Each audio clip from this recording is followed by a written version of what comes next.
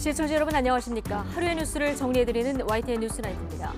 성남 FC 의혹 관련한 이재명 대표의 검찰 출석 일정이 정해졌습니다. 10일 다음 주 화요일 10시 반입니다. 민주당에선 제1야당 대표를 강제 수사하면 나라가 뒤집어진다는 목소리가 나왔고 여당에서는 권력자가 법 심판을 피하면 그게 나라 뒤집어질 일이라고 맞섰습니다. 대장동 키맨 김만배 씨에 대한 조사는 23일 만에 재개됐는데요. 검찰은 배당금 사용처를 추궁하고 있습니다. 북한 무인기 침투 관련해서 이번에는 내통 공방이 벌어지고 있는데 관련 내용들 오늘 나이트 포커스에서 다뤄보겠습니다. 금요일 뉴스나이트 오늘의 헤드라인부터 정리해드립니다.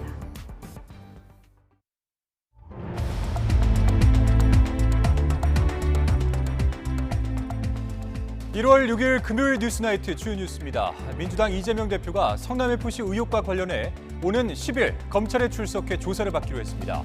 대선 기간 불거졌던 여러 가지 의혹 가운데 이 대표가 직접 검찰 소환에 응하는 건 이번이 처음입니다.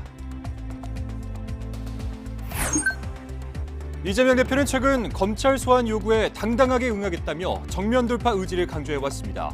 하지만 현실화되고 있는 사법 리스크를 두고 당내에서는 우려가, 당 밖에서는 공세가 잇따르고 있습니다. 대장동 비리를 수사하는 검찰이 극단적 선택을 시도했던 화천대유 대주주 김만배 씨를 소환해서 막대한 개발 이익의 용처를 추궁한 것으로 전해졌습니다.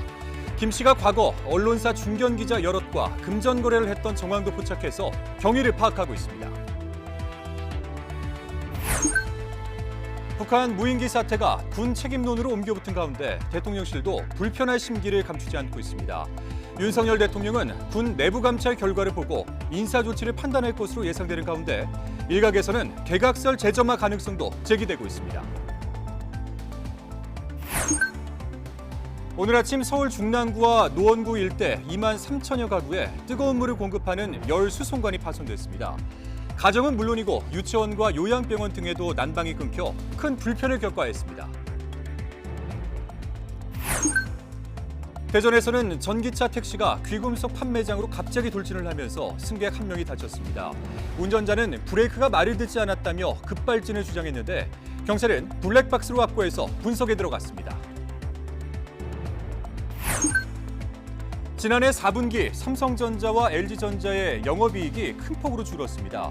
1년 전보다 삼성전자는 70%, LG는 90%가량 이익이 감소했는데 글로벌 경기 침체에 따른 IT와 가전기기의 수요 감소가 영향을 미친 것으로 보입니다.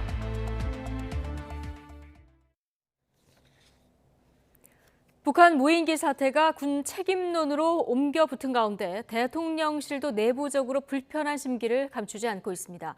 윤석열 대통령은 군의 내부 감찰 결과를 보고 인사 조치를 판단할 것으로 보이는데 개각설까지 재점화될 가능성도 있습니다. 조은지 기자입니다. 북한 무인기 사태를 둘러싸고 용산 내부는 그야말로 부글부글 군 책임론이 들끓고 있습니다. 무인기가 비행 금지 구역까지 침범한 사실이 무려 도발 9일 뒤 늑장 보고되자 윤석열 대통령은 폭발했다고 전해집니다. 고위 관계자들도 YTN에 새 정부 들어 안보 사고가 잇따라 가뜩이나 군에 대한 불신이 깊다면서 군의 무능력과 기강해이를 질타했습니다. 동시에 조직 보호 본능이 강해 사태를 숨기려다 더 큰 문제가 벌어진다고 비판했습니다. 다만 당장 군 수뇌부 경질이나 징계 등 행동이 이어지지는 않을 분위기입니다. 무인기 하나에 장성들이 우수수 떨어지는 모습을 북한에 보여줄 수 없고 오히려 추가 도발에 역이용될 수 있다는 판단 때문입니다. 대통령실은 군 수뇌부 책임론을 묻는 말에 군 당국의 검열 결과가 나오면 윤 대통령이 종합적으로 상황을 판단할 거라고 말했습니다. 어떤 문제가 있었는지 꼼꼼하게 따져본 뒤 신상필벌하겠다는 얘긴데 이태원 참사가 났다고 단칼에 관련 라인을 경질하지 않는 윤 대통령 평소 인사 스타일 그대로입니다. 다만 가능성은 열려 있습니다. 윤 대통령은 새해 첫 국무회의에서 당분간 개각은 없다며 안심하고 열심히 일하라고 독려했지만 용산 안팎에선 이 기조에 군이 변수가 될 거라는 전망이 나오고 있습니다. YTN 조은지입니다. 네, 전방부대와 합동참모본부가 북한 무인기가 우리 영공을 침범해 서울을 향하고 있다는 사실을 수도방위사령부에 알리지 않은 것으로 파악됐습니다. 수도방위 사령부는 지난달 26일 북한 무인기 최초 탐지 이후 1시간여가 지난 오전 11시 30분에서야 자체 탐지 자산으로 북한 무인기 한 대의 항적을 파악한 것으로 전해졌습니다. 합참 전비태세 검열실은 국지 방공 레이더로 북한 무인기를 최초 탐지한 1군단과 합참이 이를 수방사에 전파하지 않았던 것으로 보고 정확한 경위를 조사하고 있습니다.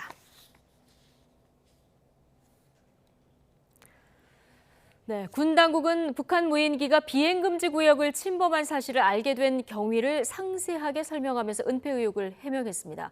그럼에도 문책 논란까지 불거지자 군 내부는 뒤숭숭한 분위기입니다. 신준명 기자입니다. 북한 무인기가 대통령실 인근 비행금지 구역은 침범하지 않았다고 강하게 주장했던 군 당국은 사태 발생 열흘 만에 기존 입장을 뒤집었습니다. 당시에는 작전 요원들에 의해 최초 확인된 사실에 입각하여 발표한 것입니다. 이후 전비태세 검열실이 종합적인 조사 과정에서 정밀 분석한 결과를 설명드리게 된 것입니다. 뒤늦은 입장 번복에 은폐 의혹이 제기되자 군은 자체 검열 과정을 상세하게 설명하며 해명에 나섰습니다. 사태 발생 이튿날부터 검열관 20여 명을 투입해 정밀 항적 조사에 나섰는데 북한 무인기가 비행금지구역 북쪽 일부를 지났을 가능성이 처음 제기된 건 지난 1일이었다는 겁니다. 군 관계자는 1월 1일 이전에는 북한 무인기가 비행금지구역을 침입한 항적을 인지하거나 식별하지 못했다며 은폐하거나 허위로 설명한 부분은 없다고 거듭 강조했습니다. 해명에도 쉽사리 진화되지 않는 은폐 의혹에 더해 정치권을 중심으로 수뇌부 문책 논란까지 커지자 군 내부는 뒤숭숭한 분위기입니다. 군 일각에선 이번 사건에 대한 문책은 북한이 원하는 바가 될 수 있다면서도 누군가는 책임을 져야 되지 않겠냐는 목소리도 나옵니다. 군 당국은 현재 진행 중인 전비태세 검열이 끝나야 책임자 문책 등을 위한 내부 감찰도 가능할 것이란 입장입니다. 대북 상황과 관련한 군의 문책 여부는 통상 경계나 작전 실패 여부에 따라 결정되는데 무인기 항적을 둘러싼 판단과 무인기 대응 과정이 이에 해당하는지가 관건이 될 것으로 보입니다. YTN 신준명입니다. 북한 무인기 용산 비행과 관련한 정치권 공방이 사전 정보 입수 논란으로 번지고 있습니다. 국민의힘은 처음 의혹을 제기한 민주당을 겨냥해서 북한 내통설까지 제기했고 민주당은 황당한 음모론이라고 맞받았습니다. 보도에 권남기 기자입니다. 국민의힘은 북한 무인기의 비행금지구역 침범 의혹을 제기했던 더불어민주당 김병주 의원을 겨냥해 일제히 내통설을 제기했습니다. 군 내부나 북한 등을 통해 알지 않았느냐는 겁니다. 다른 쪽으로부터 입수한 것인지도 국민들에게 명백히 밝혀야 합니다. 그 정도의 신통력이 있다면 국회의원보다는 우리 전군을 교육시키는데 남은 여생을. 삼성 장군 출신 신원식 의원은 한 발 더 나갔습니다. 북한과 내통하고 있다는 합리적 의심을 할 수밖에 없다고 주장했습니다. 사성 장군 출신이자 당사자인 민주당 김병주 의원은 지도만 볼 수 있으면 간단히 확인할 수 있는 것이라고 발끈했습니다. 간첩이라고요? 어떻게 대통령실과 국민의당은 이렇게 음모를 하고 있습니까? 대통령은 사과하십시오. 민주당 지도부도 황당한 음모론이라면서 신원식 의원의 의원직 사퇴와 안보라인 전면 쇄신을 촉구했습니다. 대한민국 제1야당이 북한과 내통하고 있다고 주장하는 정부 여당 도대체 제정신입니까? 무능한 안보 정책 전면 재검토하고 대통령실과 내각의 안보 라인도 교체할 때입니다. 국민의힘은 문재인 정부 책임론으로 방어선을 치는 동시에 왜 민주당은 북한에만 관대하냐고 다시 반박하며 종일 치고받는 공방이 이어졌습니다.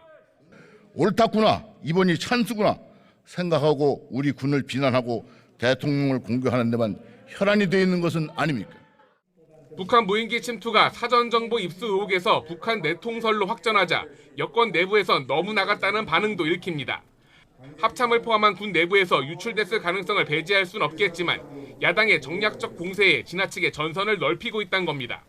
북한 무인기가 용산 대통령실을 촬영했을 가능성까지 제기되는 가운데 우리 군이 비행금지 침범을 언제 어떻게 알았냐를 두고도 정치권의 신경전은 한동안 계속될 거로 보입니다. YTN 권남기입니다.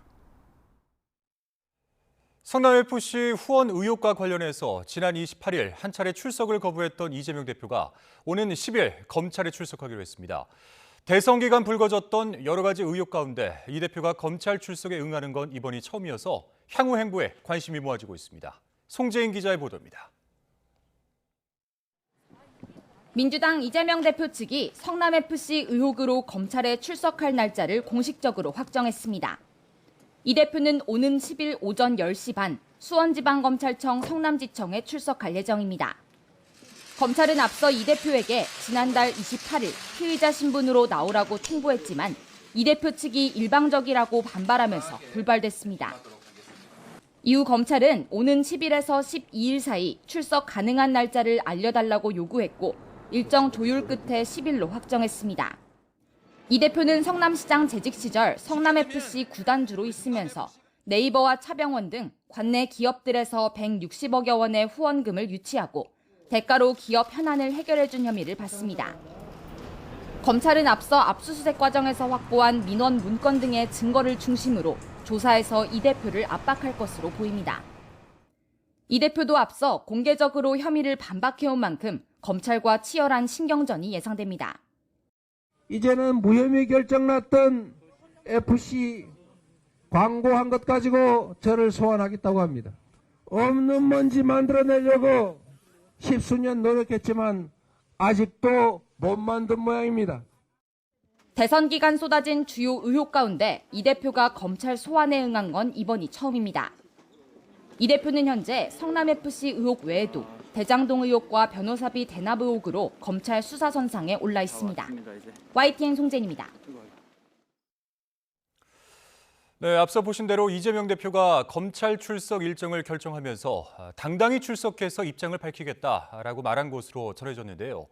점점 현실화되고 있는 이재명 대표의 사법 리스크, 당내에서는 우려가, 당 밖에서는 공세가 잇따르고 있습니다. 조성호 기자입니다. 오는 10일 검찰에 출석하는 민주당 이재명 대표는 일단은 말을 아꼈습니다. 10일 오전에 출석하신다고 하셨는데 어떤 각오로 임하시는지 말씀 한마디 부탁드리겠습니다. 하지만 검찰 청사 앞 포토라인에서 직접 입장을 밝힐 가능성이 커 보입니다. 민주당도 소환 조사 일정을 전하면서 당당하게 조사에 임하겠다는 이 대표 과거 발언을 강조했습니다. 당당하게 출석해서 입장을 말씀하신다고 했다는 정도만 말씀드리고요. 구체적으로 어떤 사람들과 갈지 어떻게 할지는 좀 더 지켜봐야 될 것 같습니다. 지난해 8월 공직선거법 위반 사건 수사 당시 소환에 응하지 않고 서면 답변서만 냈던 것에 비춰보면 결백을 강조하겠다는 의지가 그만큼 강한 것으로 풀이됩니다. 지도부를 중심으로는 당 차원에서 대응해야 한다며 이 대표에게 힘을 싣고 있습니다. 정치 탄압이나 하며 갈등을 부추길 때가 아닙니다. 윤석열 대통령과 정부는 정적 제거와 정치 탄압의 유혹에 사로잡혀 역량을 허비하지 말고. 하지만 이 대표 조사를 바라보는 당내 분위기는 곱지만은 않습니다.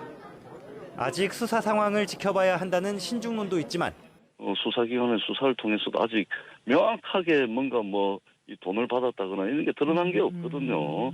그래서 조금 좀 더 좀 지켜봐야 된다. 검찰 수사 대응은 당 문제가 아니라 이 대표 개인 문제인 만큼 분리해서 대응해야 한다는 목소리가 친명계 내부에서도 나오고 있습니다. 국민의힘은 이 대표의 검찰 출석은 당연한 절차라는 입장입니다. 필요한 절차상 출석 요구를 하면 출석 요구에 응하는 게 우리 법 체계니까 출석하는 건 당연하다고 생각합니다. 여기에 민주당 단독으로 1월 임시국회 소집을 요구한 것을 빌미로 압박 수위도 높이고 있습니다. 혹시 모를 구속영장 청구에 대비해 불체포 특권을 행사하기 위한 방탄국회라는 겁니다. 이재명 대표의 검찰 출석을 앞두고 당 내부의 불안은 물론 여당의 공세도 계속 커지고 있어서 이 대표의 지도력은 갈수록 높은 시험대에 오를 거란 관측이 나옵니다. YTN 조성호입니다. 자, 앞서 보셨던 성남FC 의혹과는 별개로 이재명 대표가 또 연루됐을 가능성이 제기되는 대장동 개발 비리 사건. 이 사건을 수사하고 있는 검찰이 극단적 선택을 시도했던 화천대유 대주주 김만배 씨를 20여일 만에 다시 불러 조사했습니다. 막대한 개발 이익을 어디에 썼는지 이 부분을 집중적으로 추궁한 것으로 전해졌는데요. 특히 최근에는 언론인들과의 금전거래 정황까지 포착돼서 경위 파악에 나서기도 했습니다. 나혜인 기자입니다. 화천대유 대주주 김만배 씨가 검찰청 앞을 지키던 기자들 앞에 모습을 드러냈습니다. 지난해 말 자신의 측근들이 체포되고 극단적 선택을 시도한 지 23일 만입니다. 건강은 좀 어떠신가요? 이제 회복 중이신 거예요? 천화동의 1호에 관련된 기자들은 그대로 유지하신 거예요? 지난 2일 화천대유 이한성 대표와 최우향 이사를 범죄 수익 275억 원 은닉 혐의로 기소한 검찰은 김 씨를 상대로 나머지 대장동 개발 이익의 용처를 추궁한 것으로 전해졌습니다. 검찰 관계자는 김 씨의 건강 상태는 충분히 고려했고 당사자와 조율해 조사를 재개했다고 설명했습니다. 지금까지 범죄 수익 1,000억 원가량을 동결한 검찰은 대장동 일당에게서 환수해야 할 전체 부당이득을 4,400억 원대로 보고 있습니다. 김 씨가 대장동 개발 과정에서 이재명 민주당 대표 측에 약속했다는 천화동인 1호 지분이나 남욱 변호사가 폭로한 불법 선거자금, 각종 로비 의혹 역시 규명해야 할 대목입니다.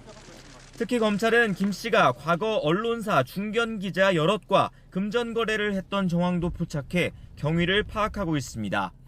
2018년부터 2020년 사이 일간지 기자 3명에게 적게는 9천만 원에서 많게는 6억 원을 건넸고 한 방송사 기자에겐 명품 신발을 줬다는 진술을 확보한 것으로 전해졌습니다. 검찰 관계자는 아직 범죄 혐의가 있는지는 알 수 없다면서도 경위는 확인해야 한다고 설명했습니다. 앞서 김 씨는 법정에서 공개된 정영학 녹취록에서 기자들은 현찰이 필요하다거나 SNS로 차용증을 받고 2억 원씩 주고 아파트 분양도 받아줬다고 말했습니다. 김 씨가 기자 시절 일했던 머니투데이의 홍모 회장도 과거 김 씨에게서 50억 원을 빌렸다가 이자 없이 원금만 갚아 청탁금지법 위반 혐의로 검찰 수사를 받고 있습니다. YTN 나hin입니다. 이태원 참사와 관련해서 오늘 국정조사 2차 청문회가 열렸습니다. 진실을 위했던 이 자리에서 여야의 공방은 또다시 이상민 행안부 장관에게 집중됐습니다. 국가적 참사를 두고 정치적 싸움으로 흘렀던 청문회, 이를 지켜보던 유족들은 분통을 터뜨렸습니다. 정유진 기자가 보도합니다. 야당 의원들은 청문회 시작부터 이상민 행정안전부 장관에게 집중 공세를 퍼부었습니다. 참사 예방과 대처가 부실했던 점을 부각하며 이 장관의 사퇴를 거듭 촉구했습니다. 증인에게 책임을 물어야만 공직사회 전반에 안전 불감증에 대한 경종을 울리게 될 것이라고 생각합니다. 어쨌든 저는 현재 제게 주어진 위치에서 최선을 다하겠다는 그런 말씀으로 가름하겠습니다. 행정안전부가 유가족 명단을 받지 못했다고 답한 이 장관의 발언이 위증이라고도 공세를 폈습니다. 왜 끝까지 유족 명단을 서울시에서 주지 않았다, 이렇게 고집을 부립니까? 132명 중에서 65명 정도만 기재가 돼 있는 아주 불완전한 정보였습니다. 저는 사망자 파일로 파악을 하고 있는 것이고요. 여당은 즉각 제동을 걸었습니다. 야당이 어렵게 마련한 청문회에서 정치 공세에만 시간을 쓰고 있다며 이 장관 엄호에 나섰습니다. 지나치게 사퇴도 강요도 하시고 정인의 발언에 대해서 위증이라고 단정을 하시고, 청문회가 진상규명보다는 결국은 이상민 장관을 탄핵시키기 위한 증거 수집 차원에서 열리는 거 아닌지. 여기에 신현영 민주당 의원의 닥터카 탑승 논란도 재차 언급하며 당사자인 민주당을 압박했습니다. 이태원에 도착하셔가지고 15분 계시다가 저 15분 동안 브리핑 받고 했던 거 아니겠습니까? 용산에서 중앙의료원으로 갈 때 탑승 못했습니까? 그 2시 때는 탑승을 못했습니다.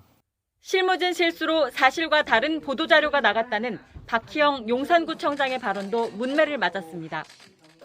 그거는 착오가 있었다는 거. 대한민국에 기초단체장이 다 박희영 구청장 같지 않다고요. 열심히 하는 분이 더 많아요. 발언할 때 정신 차려서 하세요. 예? 공방만 반복되는 허심 청문회가 이어지자 지켜보던 유족들은 분통을 감추지 못했습니다. 국민들이 몰라요 지금. 모른다니까요 지금. 물어볼까요? 최선을 다하시는 게 아니잖아요. 이런 가운데 여야는 본회의를 열어 이태원 참사 국정조사 기간을 오는 17일까지 열흘 연장하는 안을 통과시켰습니다. 다음 주 3차 청문회가 예정된 가운데 아직 풀지 못한 쟁점인 청문회 증인 채택을 놓고 또 한 번 여야 진통이 예상됩니다. YTN 정유진입니다. 경찰이 문재인 정부 시절 주요 국가 통계를 왜곡했다는 의혹으로 고발된 강신욱 전 통계청장 수사에 착수했습니다. 서울경찰청 반부패 공공범죄수사대는 오늘 강 전 청장 고발 사건을 배당받았다고 설명했습니다. 강 전 청장은 소득주도 성장 관련 지표와 부동산 가격, 고용 등 문재인 정부가 추진하는 정책을 뒷받침하는 방향으로 주요 국가 통계를 왜곡시킨 혐의를 받고 있습니다. 당대표 출마를 저울질하고 있는 나경원 저출산 고령사회위원회 부위원장과 용산 대통령실 간 팽팽한 긴장감이 형성되고 있습니다. 나 부위원장이 발표한 현금 지원성 출산 대책을 대통령실이 이례적으로 강도 높게 공개 비판을 한 건데 이를 두고 전당대회를 앞둔 상황에서 이른바 윤심이 작용한 것 아니냐는 해석도 나오고 있습니다. 황윤태 기자의 보도입니다. 나경원 저출산 고령화사회위원회 부위원장은 최근 기자회견을 통해 과감한 출산 지원책을 제시했습니다. 아이를 낳으면 주택담보대출이나 전세대출 원금 일부를 탕감하는 방안을 적극 검토하겠다는 겁니다. 아이 출산에 따라서 지금 보면은 그동안의 제도는 이자를 조금 더 낮춰드리는 게 있는데 이거보다는 조금 더 과감한 정책, 일종의 원금 부분에 대해서도 일정 부분 탕감할 수 있는 부분은 없나 이런 것을 들여다보고 있습니다. 불과 하루 만에 공개적으로 반박 성명이 나온 곳은 다름 아닌 용산 대통령실이었습니다. 본인 개인 의견일 뿐 윤석열 정부 정책 기조와도 상당히 다르다고 작심 비판했습니다. 본인의 개인 의견일 뿐 정부의 정책과는 무관하고 오히려 윤석열 정부의 관련 정책 기조와는 상당한 차이가 있다는 것을 말씀드리겠습니다. 실제 대통령실은 현금 지원성 포퓰리즘 정책은 정부가 전혀 고려하지 않은 데다 12조에서 16조가량 규모의 재정폭탄이 투여된다고 거듭 강조했습니다. 대통령실 측은 기자회견을 앞둔 나 부위원장에게 해당 정책에 부정적인 입장을 전달했지만 나 부위원장은 발표를 강행한 것으로 전해졌습니다. 해명 기회를 줘도 받아들여지지 않을 것으로 판단해 직접 진화에 나섰고 윤석열 대통령에게도 보고된 것으로 알려졌습니다. 이례적인 대통령실의 장관급 부위원장에 대한 강도 높은 질책에 전당대회를 앞두고 윤심을 둘러싼 갈등이 얽혀있는 거 아니냐는 해석이 나옵니다. 실제 윤핵관 권성동 의원의 불출마 선언 이후 윤심을 내건 김기현, 장제원의 김장연대가 지지세를 넓히는 가운데 나 부위원장은 최근 당 행사 등에 꾸준히 참석하면서 일부 언론에선 전당대회 출마와 관련해 마음을 굳혀가고 있다며 맞서는 형국입니다. 이에 대통령실 측이 나 부위원장을 직격하며 윤심 정리에 나선 것 아니냐는 관측입니다. 나경원 부위원장은 별도의 대통령실의 비판에 아직 반응을 내지 않고 있는데 조만간 공식 입장을 내는 방안을 검토 중입니다. 전당대회를 둘러싼 신경전이 치열해지는 가운데 터진 나경원 공개 비판 돌출 변수가 전당대회 레이스에 어떤 영향을 미칠지 관심을 모으고 있습니다. YTN 황윤태입니다.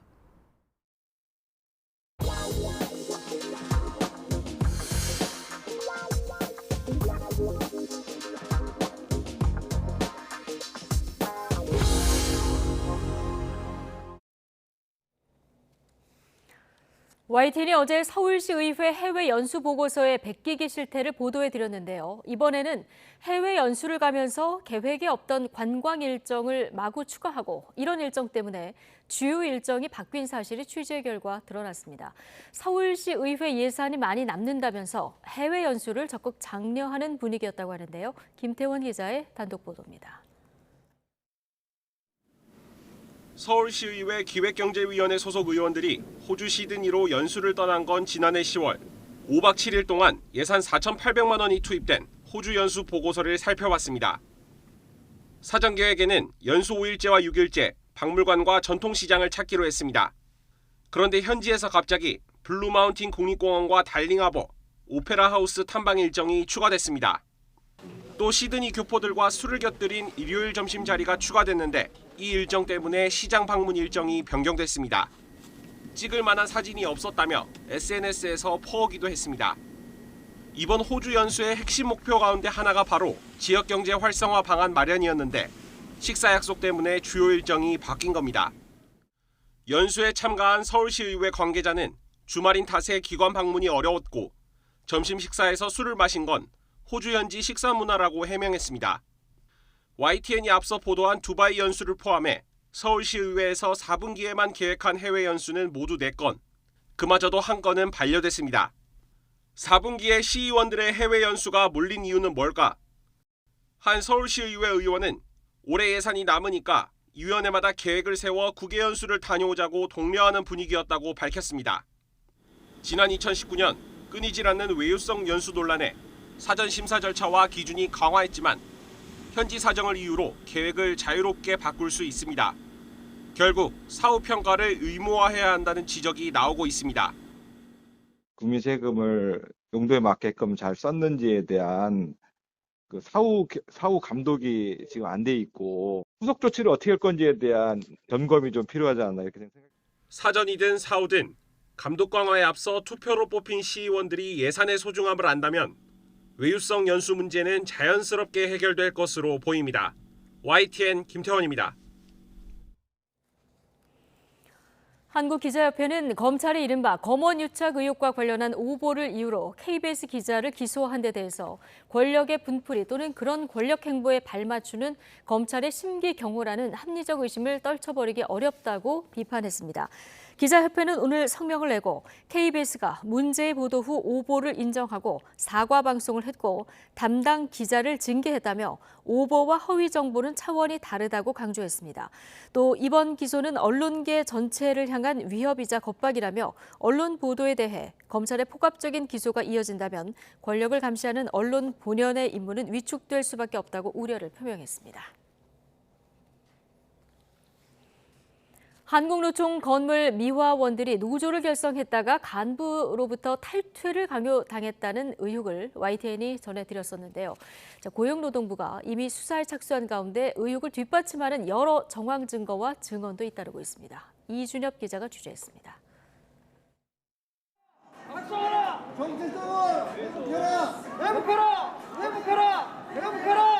한국노총 건물 앞 구호를 외치는 이들은 다름 아닌 노총 소속 노조원입니다. YTN은 앞서 노총 건물에서 일하는 미화원들이 노총 고위 간부로부터 노조에서 탈퇴할 것을 강요받았다는 의혹을 보도했습니다. 이에 미화원들이 속했던 노조에서 항의 시위에 나선 겁니다. 7, 8개월에 걸쳐서 단계적으로 조직적으로 전원을 전부 노조를 탈퇴시켰습니다. 따라서 이건 노조 파괴이기 때문에 고소를 하게 된 겁니다. 노조와 미화원들이 고소에 나서면서 이미 고용노동부에서도 수사에 착수한 상태입니다. 의혹을 뒷받침하는 정황 증거와 증언도 속속 나오고 있습니다. 미화원들은 지난해 8월 한국노총 이모부본부장을 다 같이 만나 탈퇴를 강요받고 며칠 뒤 탈퇴서를 작성해 제출해야 했다고 주장해왔습니다. 그분이 그냥 돈만 안 되면 탈퇴가 되는 게 아니다. 이름도 쓰고 사인도 딱 해서 그쪽으로 보내야 탈퇴가 확실히 되는 거다. 그렇게 말씀을 하셨어요. 실제 8월 11일과 8월 16일 두 차례에 걸쳐 경비원과 미화원들이 서명한 탈퇴서가 노조에 보내진 것이 확인됐습니다. 불러가지고 줘가지고 갖고 왔어요. 갖고 와서 이름만 썼는데 사인을 안 했다 그래서 사인을 또 받아다가 직접 본부장한테 갖다 줬어요. 이때 팩스를 미화원들이 아닌 이 부본부장이 직접 보냈다는 비노조원의 목격담도 나왔습니다. 갑자기 오시더니 팩스를 하나 보내달라고 하셔가지고 저 보내는 거 알려드리면서 보내드렸던 걸 기억해야죠. 서명돼 있는 것만 봤거든요. 이런 증언과 정황 증거에도 이 부본부장은 노조 탈퇴 강요는 없었다는 주장을 고수하고 있습니다. 계약서대로 철저히 하자는 말만 해왔을 뿐 노조를 탈퇴하라는 취지로 직원들에게 말한 일이 단 한 번도 없다는 겁니다. 탈퇴서에 대해서는 직접 팩스를 보낸 일도 없고 서류 자체를 처음 본다고 주장했습니다. YTN 보도 이후 미화원들은 다시 용기를 내 노조에 가입하려고 준비하고 있습니다. 그러나 정년을 앞둔 이 부본부장이 같은 자리에 다시 1년 재계약한 것으로 확인돼 미화원들은 당황스럽다는 반응입니다. 그렇잖아요. 우리를 그렇게 했고 그게 너무 억울하잖아. 우리도 왜 우리를 제일 약자를 그렇게 저기 하느냐고. YTN 이준엽입니다. 전 여자친구와 택시기사를 잇따라 살해한 혐의로 구속 송치된 이기영이 전 여자친구의 시신 수색 현장 검증에 동행했습니다. 의정부 지방검찰청 고양지청은 오늘 이기영이 시신을 묻었다고 진술한 공릉천 일대 수색 현장에서 이기영과 함께 현장 검증을 진행했습니다. 오늘 현장 검증에서 이기영은 시신을 묻었다는 위치를 직접 가리키기도 했습니다. 경기 성남중원경찰서는 지난해 SPC 계열사 샤니 제빵 공장에서 일어난 손끼임 사고와 관련해 업무상 과실치상 혐의로 공장장 A씨 등 관계자 2명을 검찰에 넘겼습니다. A씨 등은 경기 성남시 샤니 제빵 공장 손가락 끼임 사고 관련해서 공장 직원들에게 안전교육을 제대로 하지 않는 등 사고 예방을 위한 조치 의무를 다하지 않은 혐의를 받고 있습니다. 앞서 지난해 10월 새벽 6시 10분쯤 샤니 성남 공장에서 40대 노동자가 불량품을 빼내려다가 기계에 손가락에 끼어 절단됐습니다.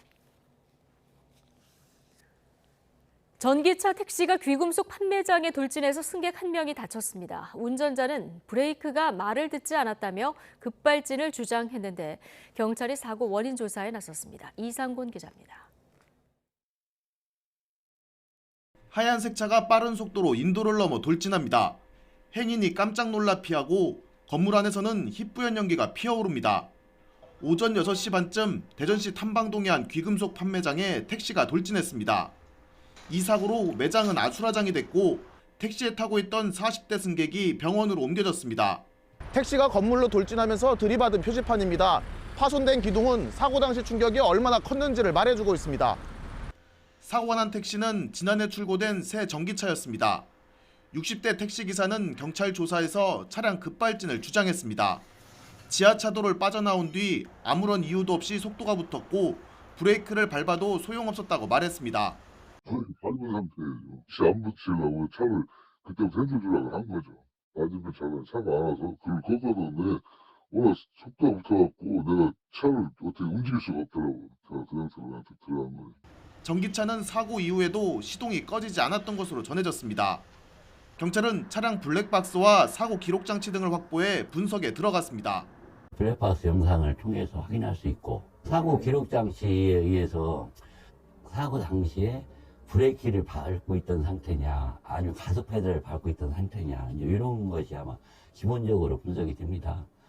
경찰은 자체 분석에도 원인 규명이 미흡하다고 판단되면 국립과학수사연구원 등의 정밀 분석을 의뢰할 예정입니다. YTN 이상곤입니다. 삼성전자와 LG전자가 오늘 지난해 실적을 발표했습니다. 삼성과 LG 모두 연간 매출은 역대 최대를 기록했지만 수익성이 크게 악화된 것으로 나타났습니다. 4분기 영업이익만 보면 1년 전보다 삼성전자가 70%, LG전자는 90%가량이나 줄었는데요. 한마디로 남는 게 없는 장사였다, 이런 말이 나오고 있습니다. 글로벌 경기 침체에 따른 IT와 가전기기에 대한 수요 감소가 원인으로 꼽히고 있습니다. 보도에 박홍구 기자입니다. 삼성전자의 지난해 4분기 실적이 예상했던 것보다 더 큰 폭으로 하락했습니다. 영업이익이 4조 3천억 원으로 1년 전보다 69%, 전분기보다는 60% 감소했습니다. 삼성전자의 분기 영업이익이 5조 원 아래로 내려간 것은 2014년 3분기 이후 8년여 만에 처음입니다. 매출도 8.5% 줄어 70조 원으로 집계됐습니다. 글로벌 경기 침체에 따른 반도체 수요 감소 등으로 어닝 쇼크를 기록한 것입니다. 삼성전자 측은 메모리 사업 수요 부진과 스마트폰 판매 둔화로 실적이 크게 하락했다고 설명했습니다. 특히 메모리 사업은 4분기에 구매 수요가 크게 줄면서 재고가 많이 쌓이고 그에 따라 가격 하락폭도 예상보다 확대돼 실적 악화의 주요 원인이 됐습니다. 지난 1년간 영업이익은 43조 원으로 16% 감소했으나 매출은 7.9% 늘었습니다. 매출이 사상 처음으로 300조 원을 넘었으나 4분기 어닝 쇼크로 빛이 발했습니다. 삼성전자의 영업 부진은 올해 1분기에도 개선이 힘들고 메모리 반도체 가격 하락은 상반기까지 이어질 것으로 전망됩니다. LG전자도 지난해 4분기 영업이익이 655억 원으로 집계돼 지난해보다 91.2%가 줄었습니다. 지난 1년간 영업이익도 12.6% 감소한 3조 5천억 원으로 집계됐습니다. YTN 박홍구입니다. 전국적으로 기승을 부린 한파와 난방비의 급등으로 생산 단가가 오르면서 일부 채소 가격이 2배나 올랐습니다. 여기에 더해서 유제품들도 새해부터는 일제히 가격을 올렸는데 소비자들은 설을 앞두고 가격 오름세가 지속될까 장보기가 겁이 난다라면서 한 목소리를 내고 있습니다. 임성재 기자가 보도합니다. 서울 중구에 있는 대형마트 채소 판매대입니다. 눈에 띄게 올라간 가격에 소비자들은 가격표를 다시 살피는가 하면 판매대 앞에서 이내 발길을 돌리기도 합니다. 대표적인 쌈채소인 적상추는 100g당 1,500원 수준으로 한 달 전에 비해 2배 정도 올랐고 예년에 비해서도 40% 정도 올랐습니다. 깻잎 역시 100g당 3,000원 수준으로 한 달 전 2,000원대에서 40% 넘게 올랐습니다. 오이나 애호박 등 소비자들이 즐겨 찾는 채소류도 마찬가지입니다. 오이 10개 소매가는 한 달 전에 비해 80%, 애호박은 70% 넘게 가격이 뛰었습니다. 최근 한파와 폭설로 수확량이 줄고 난방비 상승으로 시설 재배 품목의 생산 단가가 오른 탓이 큽니다. 가격이 뛴 건 채소류만이 아닙니다. 새해 첫날부터 원유 가격이 오르면서 유제품 100여 종이 일제히 가격을 올리는 등 먹거리 물가가 줄줄이 상승하고 있습니다. 말 그대로 안 오른 게 없는 상황. 소비자들은 장보기가 겁이 납니다. 많이 비쌌죠. 지금 상당히 비쌉니다. 그냥 뭐 호박이라든지 가지라든지 뭐 이런 뭐 두부라든지 하여튼 이런 게 다 생기면 다 올랐으니까 아무래도 가지수를 많이 줄이죠. 반찬 가지수를. 2주밖에 남지 않은 설 연휴 전 물가 오름세가 계속되면 부담도 더 커질 수밖에 없습니다. 굉장히 많이 올랐습니다. 정말 많이 올랐어요. 뭐 다 아시다시피 이 식용유, 밀가루 안 오른 게 없으니까 설 전에 가격이 내려갈 것 같지는 않고요. 점점 더 올라가겠죠. 그래서 걱정입니다. 정부는 설 명절 장바구니 물가 안정을 위해 배추, 사과, 소고기 등 10대 성수품의 정부 비축량 14만 톤을 단계적으로 공급할 예정입니다. YTN 임성재입니다. 이번 주 서울 아파트 값이 9개월 만에 하락세가 둔화된 가운데 매수 심리도 소폭 회복세를 보인 것으로 나타났습니다. 종부세, 양도소득세 중과 폐지 방안과 대대적인 규제지역 해제 등 전방위 규제 완화로 매수 심리가 일부 회복된 것으로 풀이되고 있습니다. 이동우 기자가 취재했습니다. 서울 송파구 가락동 9,500여 가구에 이르는 초대형 아파트 단지. 전용 면적 84제곱미터가 최고가 23억 8천만 원까지 거래됐지만 최근 15억 원대 급매물까지도 나온 적이 있습니다. 하지만 최근엔 급매물은 대부분 사라지고 18억 원대까지 거래가가 올라갔습니다. 16억 얼마, 17억 얼마가 싹 나갔어요. 지금은 18억 선에서 거래됩니다. 18억 5천에 해달라 아니면 19억 할 게 없잖아요. 실제로 추락하던 서울 아파트 매매 수급 지수는 64.1로 정부의 전방위 규제 완화 정책 덕에 8개월 만에 반등했습니다. 수도권도 전국도 반등했습니다. 전국 매매 수급 지수가 상승 전환한 것은 33주 만에 처음입니다. 다주택자 세금 중과 배제 및 대출 규제 완화를 비롯해서 전방위적인 규제 지역 해제 조치로 인해 주택 구매 심리가 다소 회복되고 있는 것으로 분석됩니다. 심각한 거래 부진을 겪고 있는 서울 아파트 거래량도 지난해 11월엔 전달보다 30% 넘게 증가하는 등 조금씩 회복 조짐을 보이고 있습니다. 전세 수급 지수도 서울의 경우 지난해 6월 이후 7개월 만에 상승 전환했고 전국적으로도 올랐습니다. 전문가들은 하지만 주택담보대출 금리가 8%대까지 치솟은 상황에서 본격적인 거래량 증가나 시장 정상화로 이어지긴 어려울 것으로 보고 있습니다. YTN 이동호입니다. 중국발 입국자에 대한 방역 조치가 강화된 이후에 해외 유입 확진자 10명 중 8명은 중국에서 감염된 것으로 확인됐습니다. 중국과 인접한 홍콩과 마카오발 입국자에 대해서도 음성 확인서 제출이 의무화됩니다. 김평정 기자입니다. 이번 겨울 코로나19 유행은 점차 감소세를 나타내고 있습니다. 지난해 연말부터 신규 환자 그래프가 꺾이더니 5주 만에 가장 적은 5만 명대로 떨어졌습니다. 그런데 신규 환자 가운데 국내 감염이 아닌 해외 유입 사례는 오히려 늘고 있습니다. 지난 4일에 세 자릿수로 올라서더니 급기야 석 달여 만에 가장 많은 200명대 중반까지 증가했습니다. 이는 중국발 입국자에 대한 코로나19 전수검사가 시행되면서 확진자를 많이 찾아낸 것이 영향을 미쳤습니다. 실제로 해외 유입 확진자 가운데 중국에서 온 입국자가 무려 80% 비중을 차지했습니다. 중국 내 확진자 급증과 일부 국가에서의 신규 변이 확산이 국내 코로나 유행에 영향을 미칠 우려가 제기되고 있습니다. 이에 따라 정부는 1월 2일부터 중국발 입국자에 대해 강화된 방역 대책을 시행하고 있으며 다만 입국 전 코로나19 음성 확인서 제출이 추가로 시행되며 입국 후 검사와 함께 이중 확인 체계가 갖춰진 뒤로는 중국발 단기 체류자의 확진 비율은 확연히 감소했습니다. 입국적 검사를 하지 않았을 때와 입국 전 검사를 하고 왔을 때의 차이가 한 60% 정도의 비율로 감소를 했기 때문에 입국 전 검사에서 걸러진 환자들이 상당수 있다. 입국 전 음성 확인서 제출은 중국과 맞닿은 홍콩과 마카오에서 오는 입국자까지로 확대됩니다. Q코드를 통한 검역 정보 사전 입력도 의무화되며 입국 후 검사는 중국발 입국자와 달리 면제됩니다. YTN 김평정입니다. 한덕수 국무총리가 지난 월요일에 이어서 나흘 만에 다시 인천국제공항을 찾아 코로나19 방역 현장을 점검했습니다. 한 총리는 어제부터 중국발 입국자의 코로나19 음성 확인서 제출이 의무화됨에 따라 입국 동선을 따라 이동하며 다른 국가 입국자와의 동선 공유 여부 등을 살폈습니다. 한 총리는 중국에서 오는 입국자와 관련해서 대통령이 철저하게 국민 안정을 최우선으로 삼아달라고 당부했다며 특별히 관심을 써달라고 관계자들에게 주문했습니다. 제로 코로나 폐지 이후 처음으로 맞는 올해 춘제 기간 약 21억 명이 귀성길에 오를 전망입니다.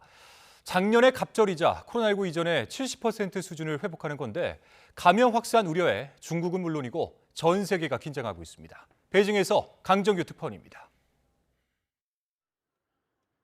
공휴일만 일주일, 14억 인구 대이동이 이루어지는 중국의 춘제 운송기간이 시작됩니다. 중국 정부는 앞으로 40일 동안 약 21억 명이 귀성길에 오를 걸로 내다봤습니다. 작년의 갑절, 코로나19 발병 이전인 2019년의 70% 수준입니다. 지역 간 이동을 제한했던 제로 코로나 방역 정책 폐지 이후 보복적 귀향에 나서는 셈입니다. 加之疫情3年来人民群众累积的回乡过年、探亲访友、旅游观光等出行需求集中释放。 대부분은 친지 방문이나 농민군들의 귀향 행렬인데 여행 비율도 적지 않습니다. 실제 중국 남부 휴양지로 가는 항공권은 50% 안팎 오른 상태입니다. 하이난 사냐의 최고급 호텔과 리조트에선 지난 3년 동안의 손실을 이번에 만회했다는 말이 나올 정도입니다.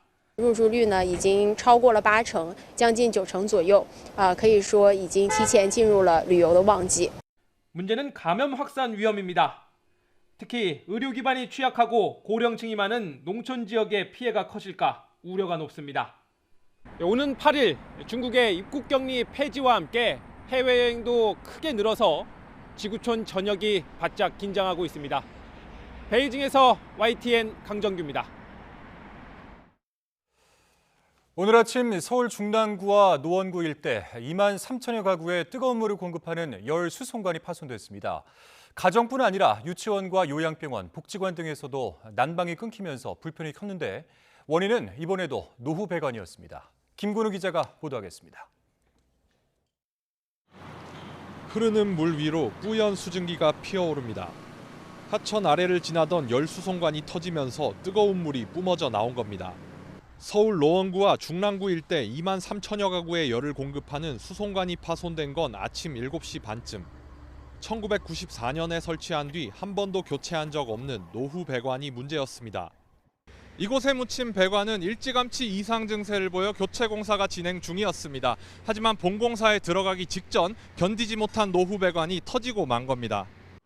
다행히 이미 교체 공사 준비가 돼 있던 곳이어서 빠르게 우회 수송관을 설치해 6시간 반 만에 열 공급을 재개했지만 주택은 물론 유치원, 노인요양원 등 공공시설에도 오전 내내 온수와 난방 공급이 끊겼습니다.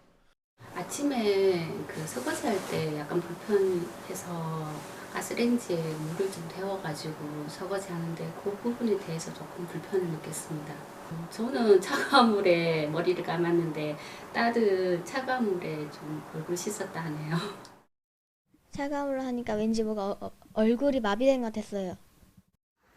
서울에서 노후 열수송관이 터진 건 올겨울 들어서만 벌써 2번째입니다. 지난달 초에는 대단지 아파트가 많은 노원구에서 열배관이 파손되며 18,000여 세대가 강추위에 불편을 겪어야 했습니다.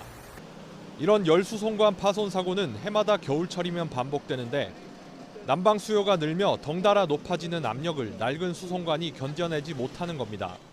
겨울철이라 노후 배관 사고가 자주 발생되는데 향후 열화상 카메라를 이용하여 적극 대처하도록 하겠습니다. 무엇보다 100도에 가까운 물이 관의 균열을 뚫고 솟아나오면 자칫 인명피해도 발생할 수 있는 만큼 땜질식 처방이 아닌 정부 차원의 근본적인 재발 방지 대책이 필요해 보입니다. YTN 김근우입니다.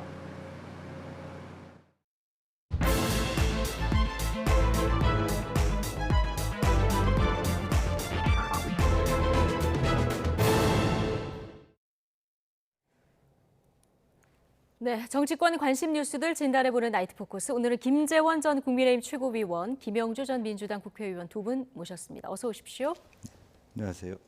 예. 자, 이재명 대표 소환 날짜가 정해졌습니다. 다음 주 화요일, 10일 오전 10시 반에 출석하겠다 이렇게 정해졌는데요. 대선 기간에 여러 의혹이 불거졌는데요. 성남FC 의혹 관련해서 처음 검찰에 나가는 거예요?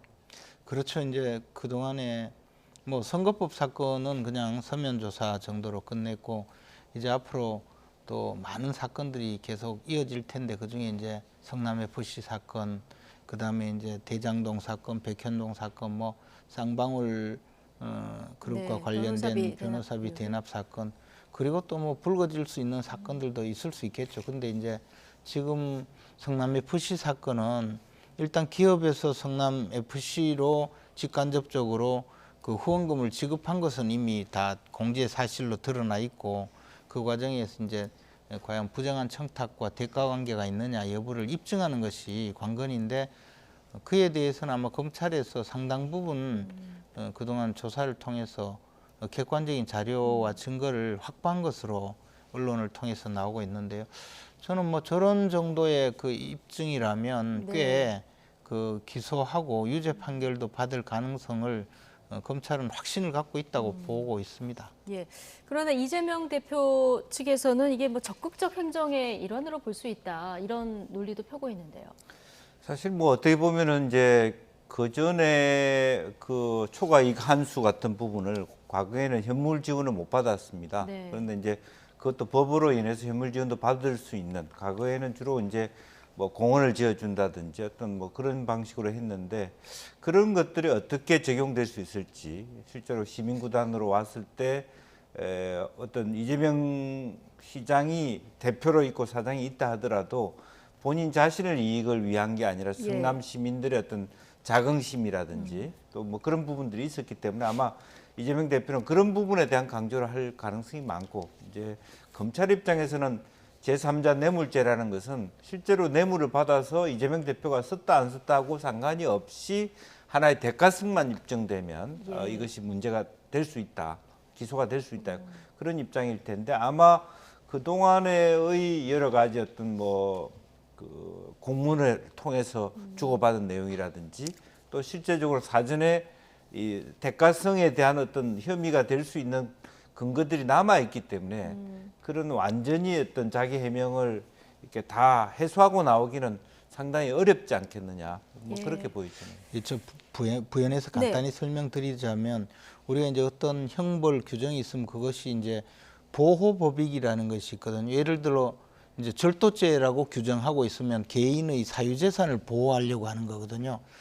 근데 이제 뇌물죄, 뭐 제3자 뇌물취득죄 이런 것도 보호하려는 법익은 공무원이 어떤 행위를 할 때 이것을 그 공무원의 불가매수성 그러니까 어떤 행위를 하는데 그것을 매수해서 어떤 행위를 하게 만드는 것은 안 된다는 거거든요.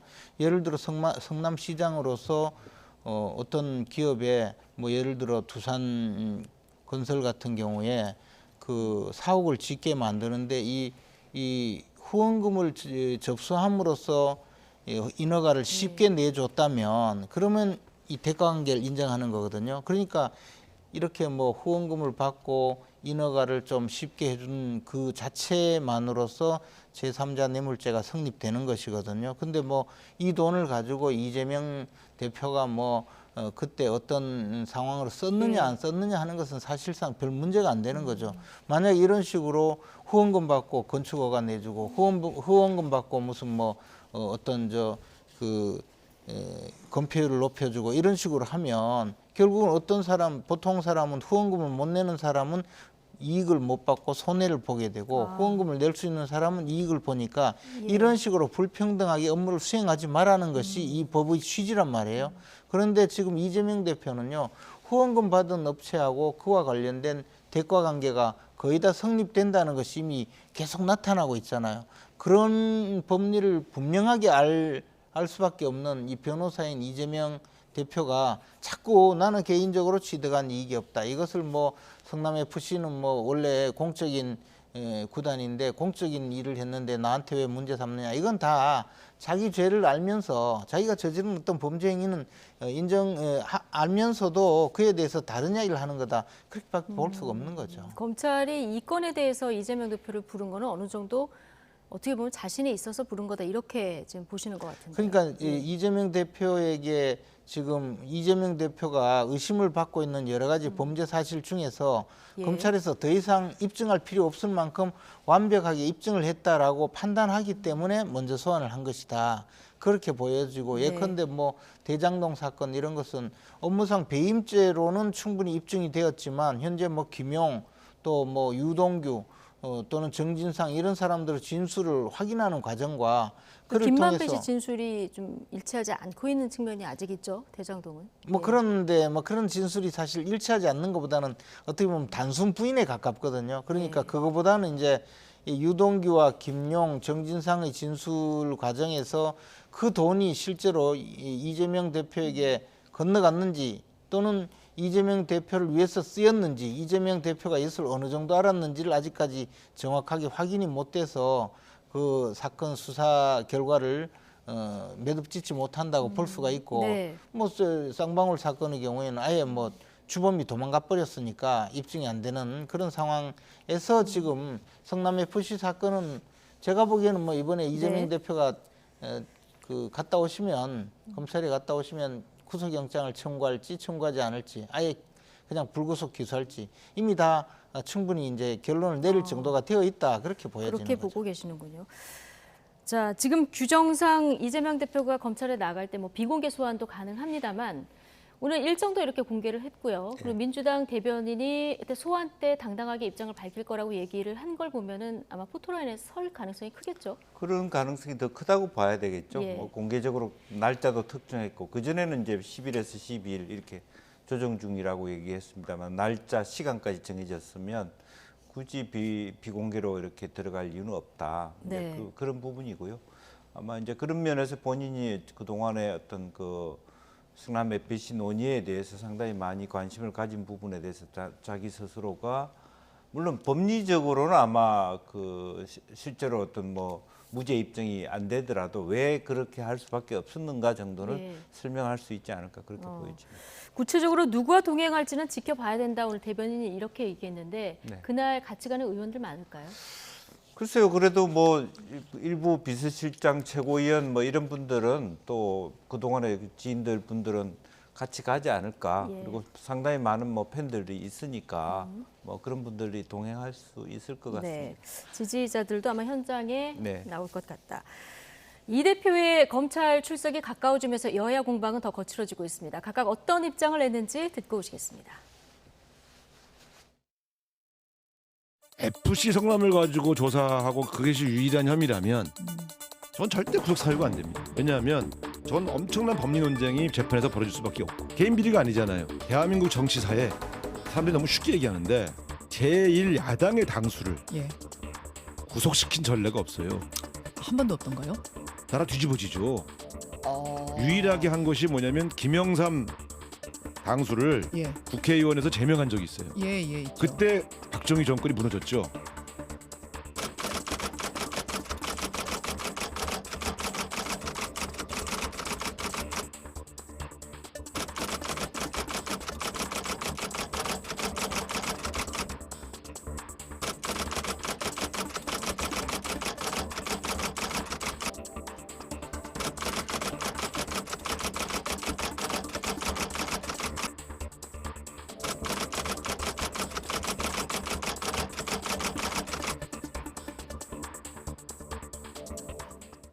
네. 자, 국민의힘의 논평까지 저희가 보고 오셨는데요. 나라가 뒤집어질 일이다. 자, 우상호 의원이 이렇게 얘기했는데 어떻게 보십니까? 그럼 뭐 나라가 뒤집을 만한 범죄를 저질렀다고 의심을 받고 있죠, 지금 사실. 그러니까 뭐 나라가 뒤집어질 만한 일을 그동안 많이 우리가 겪었잖아요. 대장동 사건에 대해서 뭐 단군 일의 최대의 범죄라고 했더니 단군 일의 최대의 성공 사례라고 주장했잖아요. 많이 뭐 회수했다 이런 주장을 하면서 지금까지 왔는데 결국 보니까 나라가 뒤집어질 만한 거짓말로 끝났거든요. 네. 그러니까 뭐 나라가 뒤집어지든 말든 정의는 바로 세워야 되는 거죠. 근데 사실 이게요. 뇌물죄 사건을 우리 우습게 여기는 경향이 있는데 공직자들은 뇌물죄 사건을 1억 원 이상 뇌물죄면요. 법률에 규정되어 있는 법정형이 무기 또는 10년 이상 징역형이에요. 네. 그러니까 그런 범죄인데 보통 공무원 같으면 사실 대부분의 경우에는 저런 정도라면 어마어마하게 중형을 선고받게 되는데 야당 당수라는 이야기로 구속하면 나라가 뒤집어진다고 하는 것은 더 문제죠. 왜냐하면 또 정치적인 지금 그 입장에 있을 때, 즉 야당 당수로 있을 때 저질러진 것이 아니고 단순히 성남시장 시절의 그 범죄 행위로 의심받고 있잖아요. 예. 그러니까 과거의 일이란 말이에요. 예를 들어 뭐 야당 당수로서 어떤 일을 하면서 정치적인 사건에 연루가 된 것이 아니고 그냥 뭐 기초단체장의 그 지역 토착 어떤 범죄 행위로 흔히 그 지방자치단체장들이 그런 일에 연루가 되는 경우도 많았었거든요. 그래서 단순히 검찰에서는 이것이 야당 대표이기 때문에 정치적 고려를 하기보다는 이 사안의 본질적인 그 어떤 법적 평가에 따라서 많이 어떤 그 법률적 평가를 하지 않을까 생각을 하고요. 사실 그 수뢰 액수가 만약에 인정이 된다면 이 액수는 어마어마하게 큰 사건이죠. 그래서 그것을 눈여겨봐야 된다. 저는 그렇게 봅니다. 김영주 전 의원은 어떻게 들으셨습니까? 사실 이것은 어떻게 보면은 이제 법리가 그렇게 돼 있기 때문에 법리상으로는 제3자 뇌물죄의 법리적 논리로서는 이게 죄가 될 수 있습니다만 어떻게 보면 상당히 자치단체로서 지역 발전을 하고 또 지역의 어떤 모범적인 어떤 스포츠 구단을 운영함에 있어서의 충분히 그런 어떤 그 운영의 어떤 성과로 얘기할 수 있죠. 다만 이제 그런 과정이 세세하게 저도 뭐 부시장 시절에 보니까 뭐 선관이나 이리 법적인 어떤 체크를 해가면서 어떤 일을 했는데 그런 부분이 오히려 더 율사이기 때문에 등장 밑이 어둡다고 이렇게 간과한 부분이 없잖아 있었다라고 보여집니다. 그러니까 일상적으로 최소한 성남FC 사건은 처음부터 어떤 개인 비리라든지 착복이라든지 뇌물을 염두에 둔 것이 아니라 뭐 땅을 비어 있으니까 어쨌든 빨리 채우고 지역의 어떤 그 큰 회사들을 뭐 유입시키고 발전시키는 과정 그리고 또 시민 구단을 만들어 가는데 빨리 정착화하는 과정에서 나오는 무리수였다. 다만 이제 법률적인 차원에서 보니까 그것이 본의 아니게 상당히 어떤 제3자 뇌물자의 그런 죄를 받게 되는 것이지 성남 시민 입장에서는 다른 방식으로 그래서 아까 우상호 의원의 얘기처럼 상당히 치열한 법정 공방이 있을 수 있다. 다만 결론적으로 법적인 잣대에서는 상당히 이 문제가 결과적으로 이재명 대표한테 이롭지는 않겠다. 그런 생각을 갖게 됩니다. 민주당이 1월 임시국회를 단독으로 소집했는데요. 지금 북한 무인기 침범 문제도 있고 민생 현안도 많아서 바로 열어야 된다. 이게 민주당의 입장이고 국민의힘은 이거 방탄국회 아니냐 이런 지적인데 8일에 12월에 소집한 임시국회가 끝나고 그러면 9일에 바로 열리게 되는 거죠? 일단은 민주당이 단독으로라도 소집 요구를 하면 임시국회는 열리게 되어 있으니까요. 네. 사실은 이제 10일 날 그 이재명 대표가 출석하기 때문에 만약에 검찰에서 뭐 그 체포동의안을 그 국회에 제출하는 절차를 거친다 하더라도 10일 이후에 한 11일, 12일 이후라야 가능하거든요. 근데 아마 민주당은 그 조급한 마음에 그 곧바로 그 임시국회를 소집해서 이어가는 것 같은데 이것은 방탄국회가 아니라고 볼 수가 없죠. 왜냐하면 아마 민주당은 이 임시국회를 열어놓고 또 특별한 현안이 없이 계속 시간을 끌 가능성이 많아요. 그래서 저런 문제는 앞으로 우리 국회가 과연 정말 그 국민의 공복으로서 어떤 헌법에서 규정한 대로 국익을 우선해서 양심에 따라 일하는 그런 이제 국회의원들의 그 자세가 되는 것인지 앞으로 국민들도 상당히 좀 회의적으로 지켜보지 않을까 생각합니다. 예, 국민의힘에서는 뭐 방탄국회 빈틈이 없다 이렇게 비꼬긴 했는데 이재명 대표는 내가 검찰에 나간다는데 무슨 방탄국회냐 이런 입장을 이미 밝히기도 했고요. 예. 그런데 사실은 제가 봤을 때 제가 이재명 대표라면 임시국회를 열더라도 내가 10일 날 가기로 했으니까 뭐 설 전후라든지 15일 이후에 재소집을 한다든지 이렇게 아예 9일 날 정도 함으로 괜히 이런 열심히 하면서도 방탄국회라는 비판을 왜 자초합니까? 오해를 살 소지를 없애니까. 그럼요. 저는 민주당이 잘못한다고 봅니다. 그러니까 임시국회를 열어서 어차피 정부에 협조하기 위해서 일을 하면서 왜 그게 2, 3일 사이로 그렇게 오해를 받아야 되고 비판을 받아야 됩니까? 오히려 설 이후로 하자. 급한 거는 정부고 뭐 말하자면 일시적으로 어떤 몰수 법안들도 있고 여러 가지 복잡하게 예산과 관련된 부분이 있는데 그렇게 이렇게 딱 전략적으로 가져갈 수 있는데 이재명 대표가 그렇기 때문에 신뢰를 못 받는다 저는 그렇게 봅니다. 그건 이제 김영주 의원은 이재명 대표와는 달리 법률가가 아니기 때문에 이재명 대표가 어떤 일을 저질렀는지 또 법적 평가가 어느 정도 중한지를 잘 모르고 이야기하시는데 이재명 대표는 지금 자기가 조금의 틈만 있어도 어떻게 될지 걱정이 많이 앞설 수 있죠. 그러니까 틈도 없이 그냥 방탄국회를 열어야 안심하지 않겠습니까? 그거는 이제 실제로 보면 그런 생각이 들겠지만 한 장관이 하는 거 보면 방탄국회를 열면 불구속으로 하고 어쨌든 처벌하는 데는 문제가 없다. 본인은 그렇게 생각하기 때문에 미리 이렇게 꼼수를 하더라도 피해가기는 어렵다. 만약 제가 있다면. 실제로 보면 오히려 불구속 뭐 기소를 할 수도 있는 거고 구속 기소도 할 수 있는 거고 말하면 불체포 특권을 뭐 가져올 수 있도록 뭐 특권 내려놓기를 할 수도 있는 것인데 저렇게 해서 아주 말하자면 하책을 쓰고 있다. 저는 그렇게 생각합니다. 네, 10일 이재명 대표가 검찰에 나가서 어떤 얘기를 하고 들어갈지 이 부분도 좀 주목해서 보도록 하고요. 검찰의 대장동 몸통 수사에도 지금 속도를 내는 모습인데요. 자, 김만배 씨 극단적 선택을 시도했었는데 23일 만에 검찰이 오늘 다시 불러서 조사를 했어요. 건강 체크 다 하고 한 거죠? 지난번에 이제 법원에서 이미 그 의사의 소견서를 직접 확인하고 또 이제 건강 상태를 확인했는데요.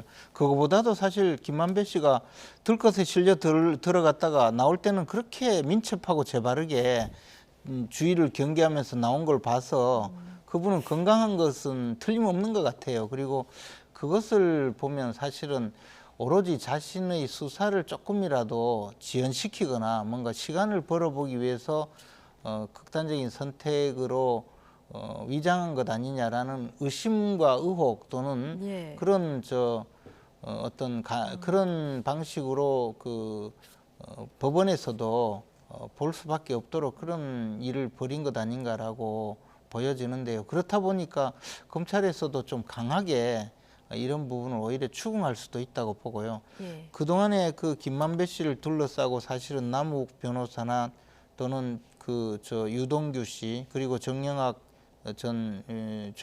회계사 이런 사람들의 진술이 거의 일관되고 특히 굉장히 많은 또 보강 증거들이 확보가 되었었거든요. 더욱이 최근에는 언론 보도에 따르면 이제 천화동인 1호의 그 대부분의 지분을 남욱 변호사에게 공증했다라는 그런 그러니까 이제 명의 신탁을 하는 공증을 했다는 그런 네. 보도까지 나왔거든요. 그러면 천화동인 1호가 김만배 씨 자기 소유라고 주장하고 100%가 전부 자기 거라고 했는데 그것을 남욱 변호사에게 공증을 해서 명의 신탁을 해줄 그런 이유가 없지 않습니까? 이런 것이 드러나고 하니까 아마 김만배 씨는 자신이 이제 그 상당히 시간을 벌어야 그에 대해서 어떤 대비할 수 있다.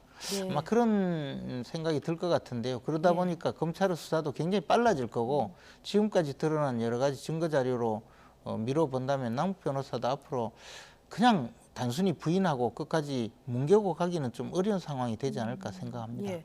검찰이 김만배 씨가 이제 좀 숨겨놨다 이렇게 추정되는 자금도 다 알아냈고 네. 김만배 씨 오늘 다시 조사를 받았는데 기존 진술하고 좀 달라질 가능성이 있을까요?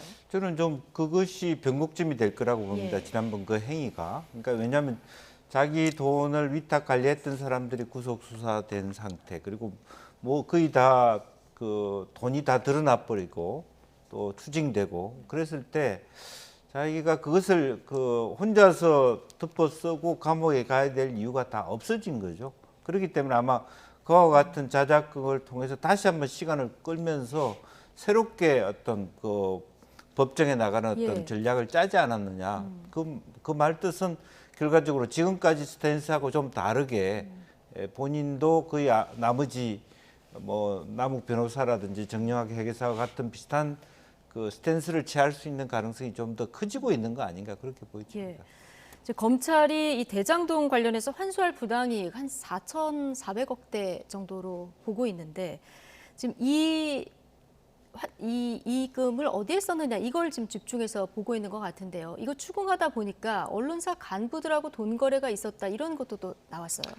뭐 저 언론 보도에 따르면 한겨레 신문 또 뭐 한국일보 이런 저 언론사의 간부들과 수억 대의 거래를 했다고 지금 나오고 있고 또 그에 대해서 대장동 사건을 언론 보도에서 좀 빼거나 무마하기 위해서 그런 돈 거래가 있었다는 이야기까지 나오고 있지 않습니까? 그래서 이 사건은요. 의혹이죠, 이거는. 예. 그런 의혹이 제기되고 있는데 이 사건은 그러니까 지금까지 우리 당군 일에 정말 최대의 부정부패 사건이라는 것이 다시 한번 드러나고 있거든요. 그리고 그러한 상황에서 과연 우리 사회에서 이 대장동 사건의 이익금을 나눠 가지기 위해서 어느 정도 어떤 사람들이 개입해서 얼마만큼 그 부정부패 행위에 가담했는지는 아무리 시간이 걸리고 아무리 사회가 조금 그 용인할 수 없는 정도의 그런 어려움이 있더라도 이 사건만은 확실하게 뿌리를 뽑아야 된다는 생각이 듭니다. 뭐 명품 신발부터 6억까지 오간다 이렇게 전해지고 있는데 사실 일반인들 사이에 담보 없이 이런 돈 거래가 있기는 굉장히 좀 힘든 이런 거 아니겠습니까? 그렇습니다. 그러니까 그거는 이제 그 전에 뭐 저기 개인적인 어떤 그 이 김만배 씨가 사실은 한국일보 출신에서 머니투데이로 왔고 뭐 이제 이런 어떤 그 전에 관계들이 있고요. 또 실제로 뭐 명품 뭐 구두를 줬다라고 하는 분도 같이 오랫동안 같은 회사에 있었던 분이고 그렇기 때문에 또 이 일이 있기 전에 뭐 차협을 했던 경험들이 있기 때문에 지금 바로 그것이 전방위적인 어떤 로비나 뇌물 그렇게 이야기는 좀 어려운 부분도 있을 것 같고 또 전혀 그렇지 않았다고 말하기도 어려운 부분입니다. 왜냐하면 법조팀장 이런 분들이기 때문에 기사 나가는 걸 대장동과 관련된 기사 나가는 걸 막기 위한 목적도 분명히 있었던 것 같습니다.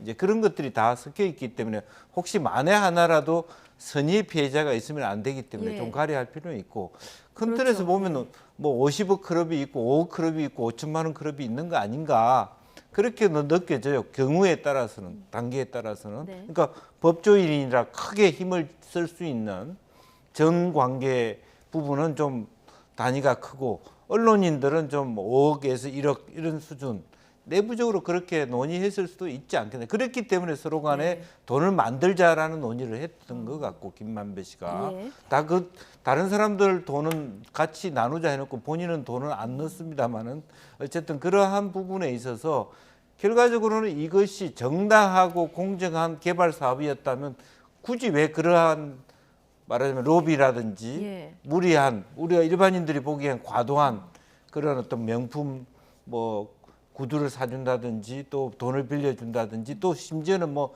집을 사줘야 된다 이런 말까지 나와야 될 이유가 없다고 보여지거든요. 그러니까 이런 과정이 정영학 회계사 네. 노출록에 있는 말씀 네, 얘기하시는 거죠? 이런 예. 과정 자체가 본인 스스로가 이게 정당한 개발 행위가 아니다. 그런 것을 나타내고 있다고 봅니다. 검찰이 개발이익 행방을 집중적으로 쫓다 보면 또 어디로 불똥이 튈지 이것도 좀 지켜봐야 될 대목인 것 같고요. 자, 주제 바꿔보겠습니다.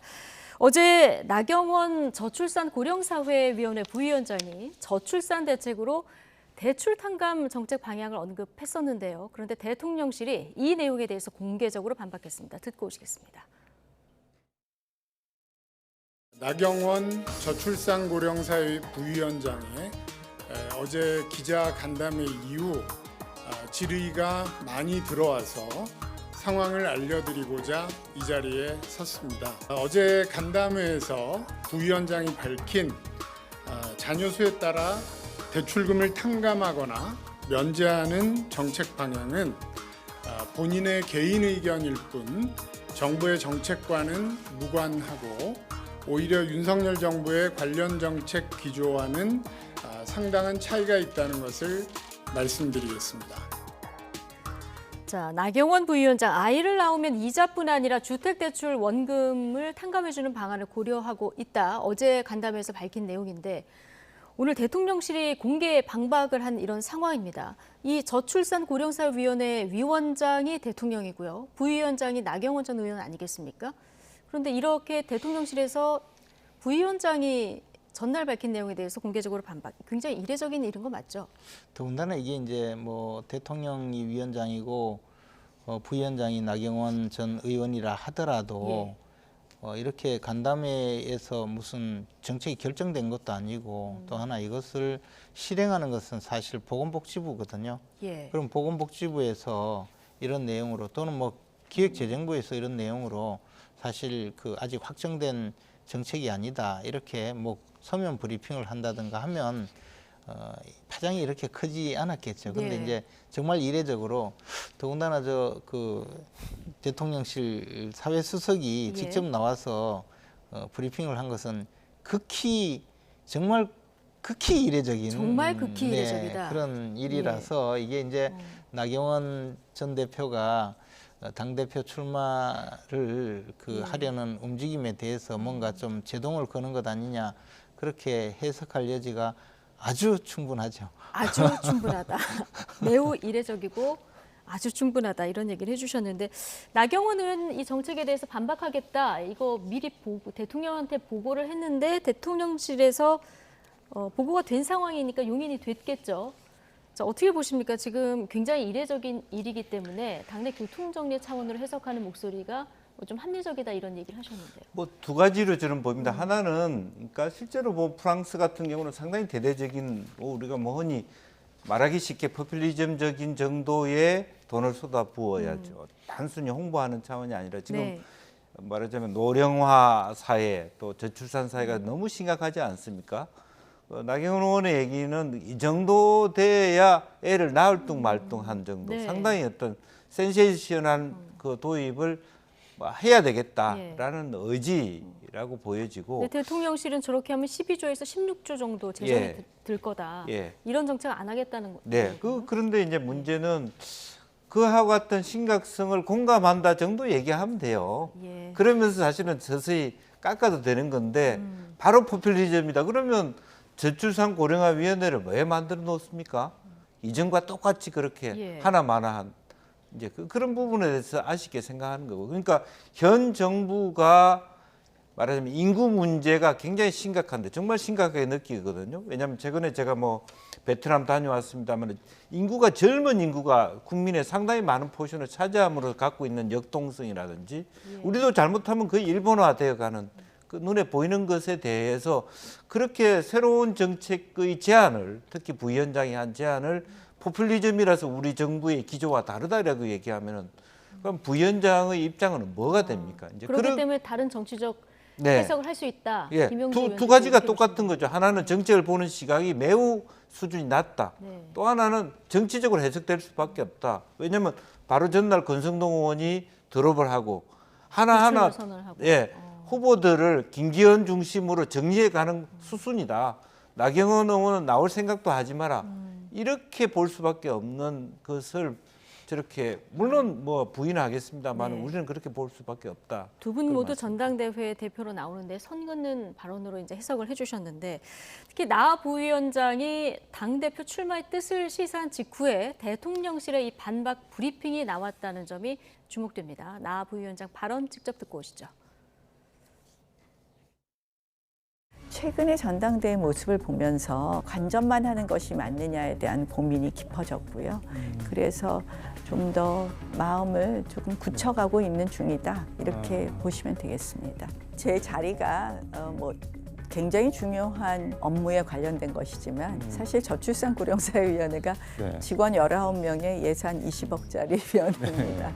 저는 그 자리에서 제 최선을 네. 다했고요. 인구 문제나 기후 문제에 네. 아마 당대표가 관심을 가지면 더 많은 일을 할 수 있을 것 같습니다. 마음을 굳혀가고 있는 과정이다. 인구 문제나 뭐 기후 문제도 당대표가 관심을 가지면 더 잘 해결될 거다. 이런 얘기를 마지막에 한 걸로 봐서는 출마에 지금 무게를 두고 있다. 이렇게 들리는데요. 김재원 전 최고위원은 어떻게 저도 보셨습니까? 하여튼 이제 출마에 조금 더 그 예. 무게를 두고 출마할 의지를 굳혀가는 과정에서 대통령실에서 저런 반박이 또 나온 것 같은 네. 선후 관계가 이제 그렇게 되니까 이제는 이제 나경원 전 대표가 진짜 출마할지 아니면 대통령실의 좀 저런 견제구에 대해서 수용하고 네. 출마하지 않을지 결정을 해야 될 시기에 지금 임박했다고 봅니다. 얼마 전까지는 자신이 이제 저출산 고령화 사회 위원회 부위원장 직책과 기후 대사 순회 기후 대사의 그 직책을 맡고 있기 때문에 대통령과 협의를 할 시간이 필요하다라고 이제 입장을 정했었는데 그런 이야기는 대통령을 직접 만나서 협의를 해야 되잖아요. 그때 예. 대통령 지금 이제 다보스 포럼 관계로 해외 순방의 일정도 있고 그래서 당분간 아마 만날 수 없는 그런 일정인데 그렇다면 대통령을 만나지 못하더라도 이제 출마를 할지 안 할지를 결정을 해야 될 결정의 시기가 임박했다고 임박했는데 보여집니다. 어떻게 할 것? 그것은 제가 확인을 못했습니다. 네. 근데 아마 오늘 예. 방송한 것으로 봐서 분명히 이제 출마할 생각으로는 거의 굳어졌는데 대통령실로 저런 견제를 어떻게 극복할 건지 그 점은 오늘 저녁에 고민하지 않겠습니까? 오늘 저녁에 고민할 거다. 네. 친윤계 의원 중심으로 이제 좀 불출마하지 말아라 이런 뉘앙스의 발언들이 나오고 있는데 네. 재선에 김정재 의원이 나경원 전 의원에게 정치를 좀 진중하고 길게 봐야 된다 이런 조언을 했거든요. 어떻게 네. 보십니까? 근데 뭐 이제 나경원 의원이 벌써 오랜 세월 20년 이상의 이제 정치 현장에 있었고 해서 자신이 또 그동안 많은 또 파란들 겪었거든요. 네. 그래서 이제 스스로 길게 보고 이번 결정을 하지 않을까 생각합니다. 네. 그리고 그 점에 대해서는 스스로 또 이제 감당할 수 있기 때문에 그런 결정을 하리라고 보고요. 저도 사실 어떤 결정을 할지는 뭐 오늘부터 시작해서 예. 스스로 많이 고민하고 결정하지 않겠습니까? 예. 하태경 의원 같은 경우는 줄곧 여론조사하면 1등이고 그리고 입각 가능성도 없는데 나라면 무조건 나간다 얘기했거든요. 김영주 전 의원이라면 나갑니까?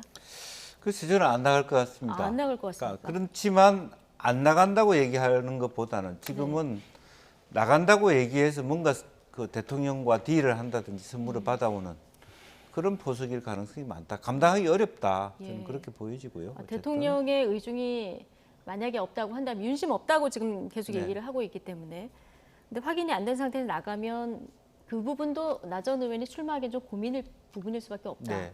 그러니까 기본적으로 보면 전당대회라고는 지금은 굉장히 어떤 사람들이 자연스럽게 한 여론조사에서 1등을 한다 하더라도 예. 막상 레이스를 들어가면 당협위원장들의 영향력이 무시할 수가 없는 거고 대통령이 이번에는 뭐 당헌당규까지 고쳐가면서 결선 투표까지 만들었다는 것은 그만큼 의지가 겉으로야 뭐 개입 안 한다고 하지만 이미 의지가 있는 것을 당원들도 알고 당협위원장도 알기 때문에 그것을 헤쳐나가기는 쉽지 않다. 그렇게 보이지만 이제 자기 논리는 오히려 차라리 너무 대통령하고 권성동 의원이 얘기한 것처럼 대통령하고 일색일문인 사람보다는 자기 같은 사람이 되는 것, 또 혹은 지금 수도권에 말하자면 뭐 120석 되는 자리에 뭐 20석도 못 얻는 국민의힘으로서는 수도권에 뭔가 이슈가 될 수 있는 사람이 되는 게 좋다. 이런 자기 나름대로의 어떤 자기가 나와야 될 당위는 충족돼 있다고 보입니다. 그러나 기본적으로 그 당에만 갖고 이길 수 있는 건 아니지 않습니까? 그래서 길게 끝까지 나가기는 쉽지 않아 보입니다. 근데 그러나 당심 100% 나경원 전 의원이 여론조사 지금까지 추이로만 보면 굉장히 많이 앞서가고 있거든요.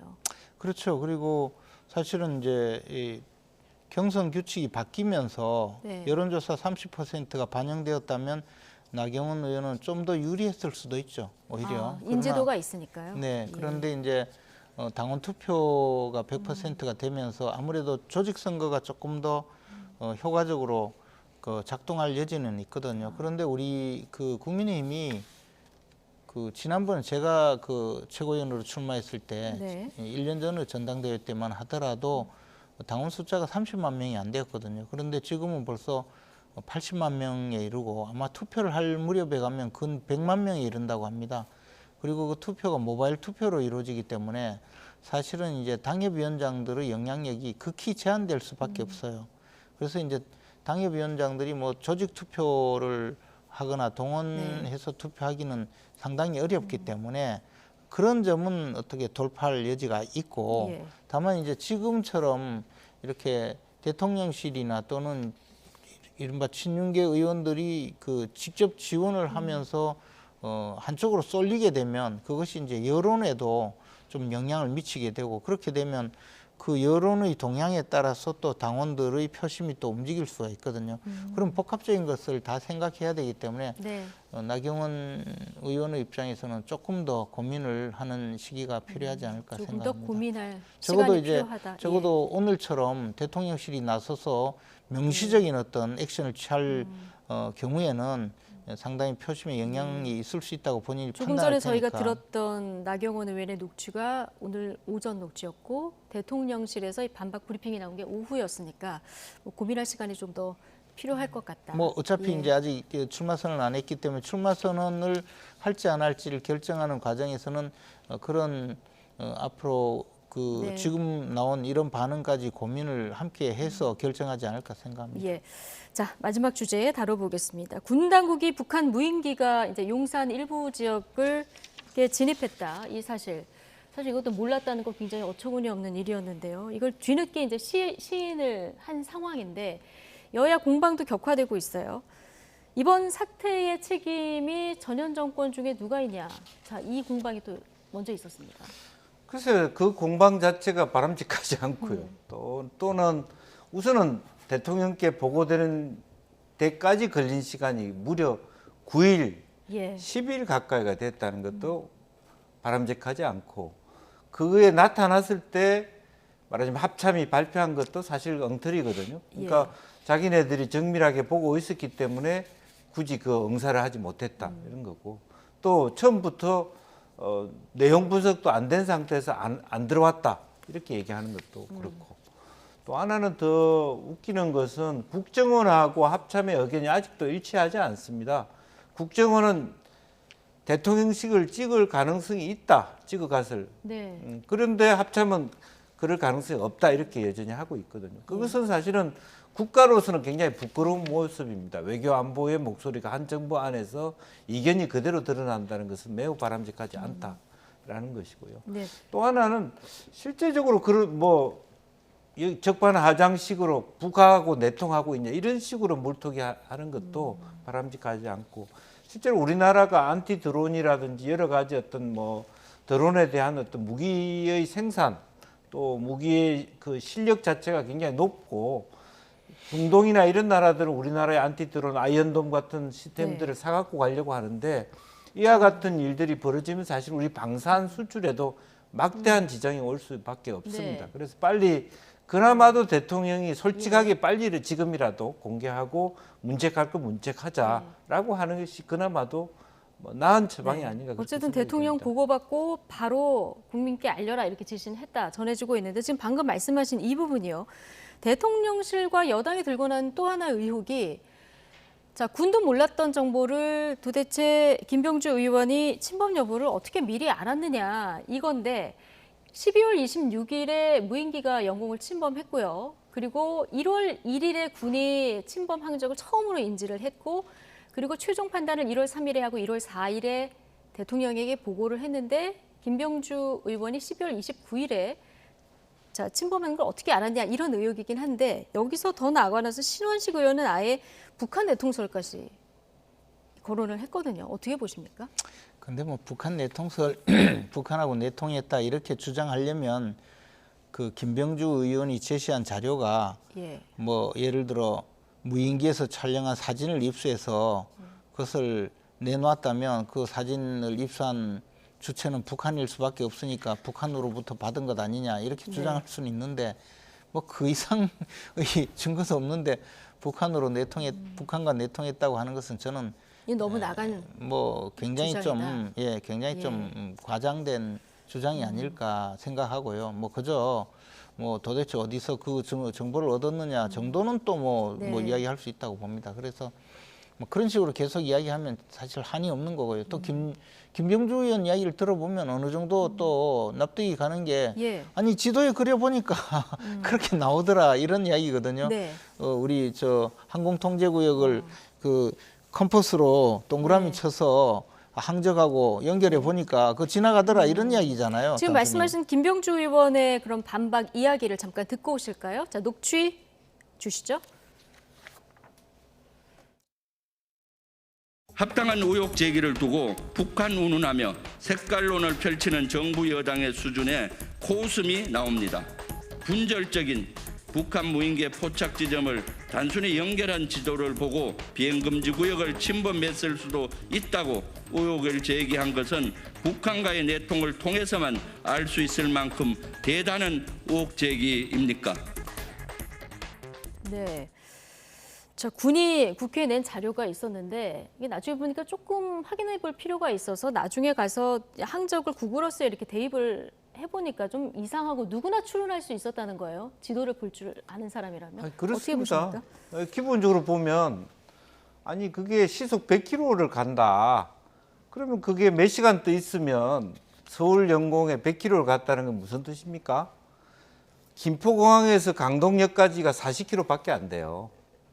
그러니까 거의 휘젓고 다녔다는 거 아닙니까? 다만 북쪽으로 치우쳐 있었기 때문에 뭐 다만 이제 그런 부분 왜 광진은 성동 광진 이런 것을 구체적으로 거명할 수 있었느냐 이런 말꼬리는 잡을 수 있겠죠. 무슨 근거로 광진군은 가고 뭐 용산군은 안 들어갔고 이런 얘기는 또 할 수는 있을지 모릅니다만 북쪽 영역에서 김포 쪽으로 내려서 다시 올라갔다라는 정도는 충분히 말하자면 용산을 거쳐 지나가는 뭐 실제로 뭐 이 지역 안이 들어가 있는 게 용산구 그다음에 이제 동작구 중구인데요. 이제 종로구 옆으로 지나가는 거죠. 성동구. 그런 부분들에 대해서 충분히 그릴 수 있는 부분을 거기에 대해서 뭐 그 문제 제기하는 건 바람직하지 않다라고 생각이 들고요. 또 문제는 이참에 자칫 잘못하면 사실은 산 바로 붙어 있는 청와대에서 왜 용산으로 나왔느냐.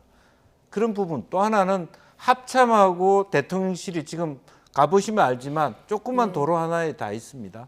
그래서 그런 위험들에 대한 공격 또 정치적 논쟁이 재발할 가능성도 좀 매우 크다 그렇게 봅니다.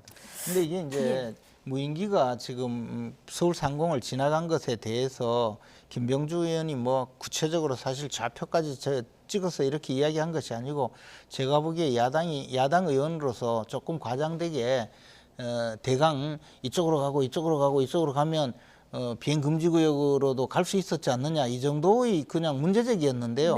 그게 우연히 맞아버린 거예요. 지금 제가 보기에. 그러니까 이제 그것을 가지고 뭐 정확한 정보를 수집해서 발표한 것으로 보고 그럼 북한에서 정보를 받았지 않느냐 뭐 이런 정도로 이야기한 것으로 보이는데 뭐 그것은 그런 정도까지는 두 분 저는 모두 아니라고 이게 좀 봅니다. 비생산적인 공방을 그럼요. 벌이고 있다 이렇게 아니, 지금 뭐 보고 계신데 합참에서 이랬고 사성 장군을 북한 대통령했다고 얘기하면 됩니다. 그리고 또 하나는 지금 그보다도 중요한 것은 왜 저 군 당국은 이걸 지금까지 몰랐느냐. 그리고 이런 내용을 기껏 알았으면 정확하게 빨리 보고를 해서 재발 방지 대책도 마련하고 그 당시에 어떤 문제 때문에 이것을 확인하지 못했는지 그것을 빨리 찾아내야 그렇죠. 되죠. 예, 네. 대책을 빨리 찾아야 되는데 자, 하나만 김재원 전 최고위원께 여쭤보겠습니다.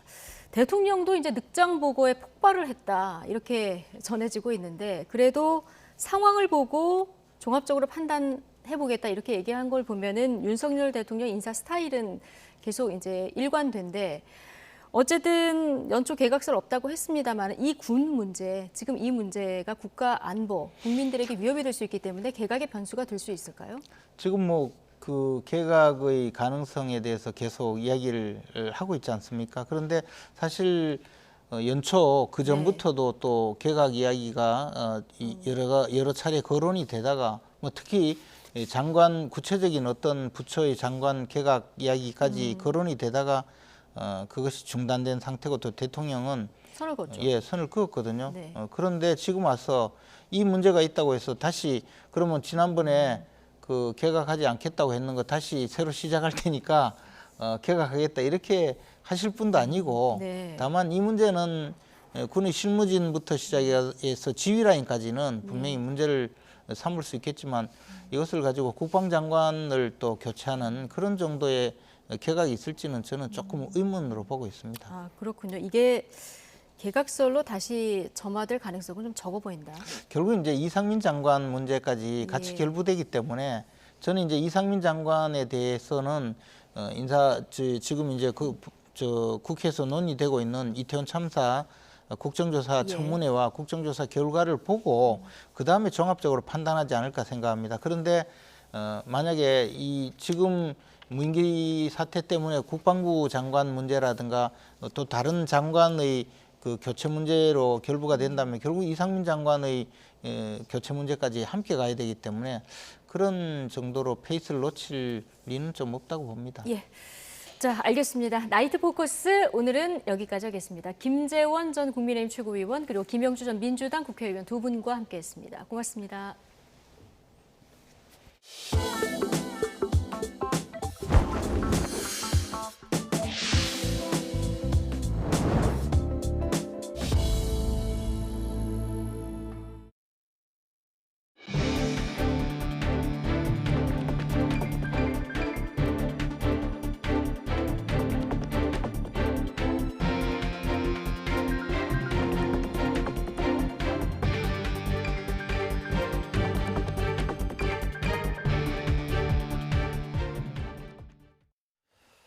대형 전자상거래 업체를 통해 주문한 김치 상자에서 살아있는 쥐가 발견됐다는 제보가 들어왔습니다.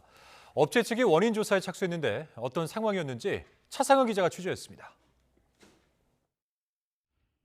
김치가 들어있다고 적힌 종이 상자. 흔들어 보니 김치 말고도 무엇인가 들어있습니다. 손잡이 용도로 뚫린 구멍 사이로 모습을 드러낸 동물, 살아있는 쥐였습니다. 부산 해운대구에 사는 A씨는 지난해 말 대형 전자상거래 업체를 통해 김치를 주문했다가 이 같은 일을 당했다고 말했습니다. 여기 놔두고 상자만 제가 들고 갔는데 식탁에 올려놓고 칼로 자르고 뚜껑을 딱 열었는데 뭐가 있는데 갑자기 탁 얼굴에 드는데 심하게 놀란 A씨는 쥐가 밖으로 나오지 못하게 테이프로 상자를 둘러쌌습니다. 고객센터를 통해 연락을 받은 업체 측은 1시간 만에 김치 상자를 회수했습니다. 저희도 이제 어떻게 된 영문인지 모르겠는데 일단은 고객센터에서 연락을 드리고 해당 업체는 납품업체로부터 김치를 먼저 사들인 다음 주문이 들어오면 배송하고 있습니다. 업체 측은 김치 상자에 쥐가 들어간 원인을 자체 조사 중이라면서도 제조와 배송 과정에서 들어갈 가능성은 희박하다고 말합니다. 여러 사람의 손을 거치고 물류창고의 방역 체계도 갖췄기 때문에 살아있는 쥐가 상자에 들어갔다면 몰랐을 리 없다는 겁니다. 또 배송한 아파트가 30년이 넘은 오래된 건물이라서 배송 이후에 상자 틈으로 쥐가 들어갔을 가능성도 배제할 수 없다고 했습니다. 쥐가 들어있던 김치 상자는 이른바 찍찍이라고 부르는 벨크로 방식의 보냉 상자에 담겨 아파트 14층 대문 앞에 놓여 있었습니다. A씨는 이 같은 일이 반복돼서는 안 된다는 생각으로 제보했다며 업체가 제시한 보상안은 모두 거절했다고 말했습니다. YTN 차상입니다.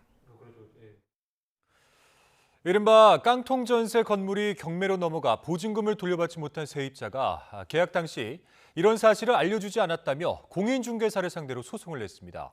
중개사는 자신도 건물 상황을 제대로 몰랐다고 반박했지만 재판부는 중개사의 책임을 인정해서 손실액 일부를 돌려주라고 판결했습니다. 최민기 기자입니다. 세입자 A씨는 지난 2015년 8월 공인중개사를 통해 서울 구로구의 한 빌딩에 임대차 계약을 맺고 입주했습니다. 보증금은 1억 원, 2년 계약 기간이 만료된 뒤에는 한 번 더 계약을 갱신했습니다. 그런데 최초 계약 당시부터 이 빌딩엔 이미 근저당권이 22억 2천여만 원 설정돼 있었고 A씨보다 먼저 확정일자를 받은 임차인의 임대차 보증금만도 29억 2천여만 원에 달했습니다. 건물을 팔아도 채무와 보증금을 다 갚지 못할 가능성이 큰 이른바 깡통 전세였던 겁니다. 결국 이 빌딩은 2018년 1월 경매로 넘어가 48억 8천여만 원에 처분됐습니다. 이런 사실을 몰랐던 A씨는 보증금을 단 한 푼도 돌려받지 못했습니다. 이에 A씨는 중개사가 계약 당시 이런 사실을 제대로 알리지 않았다며 손해배상 소송을 냈습니다.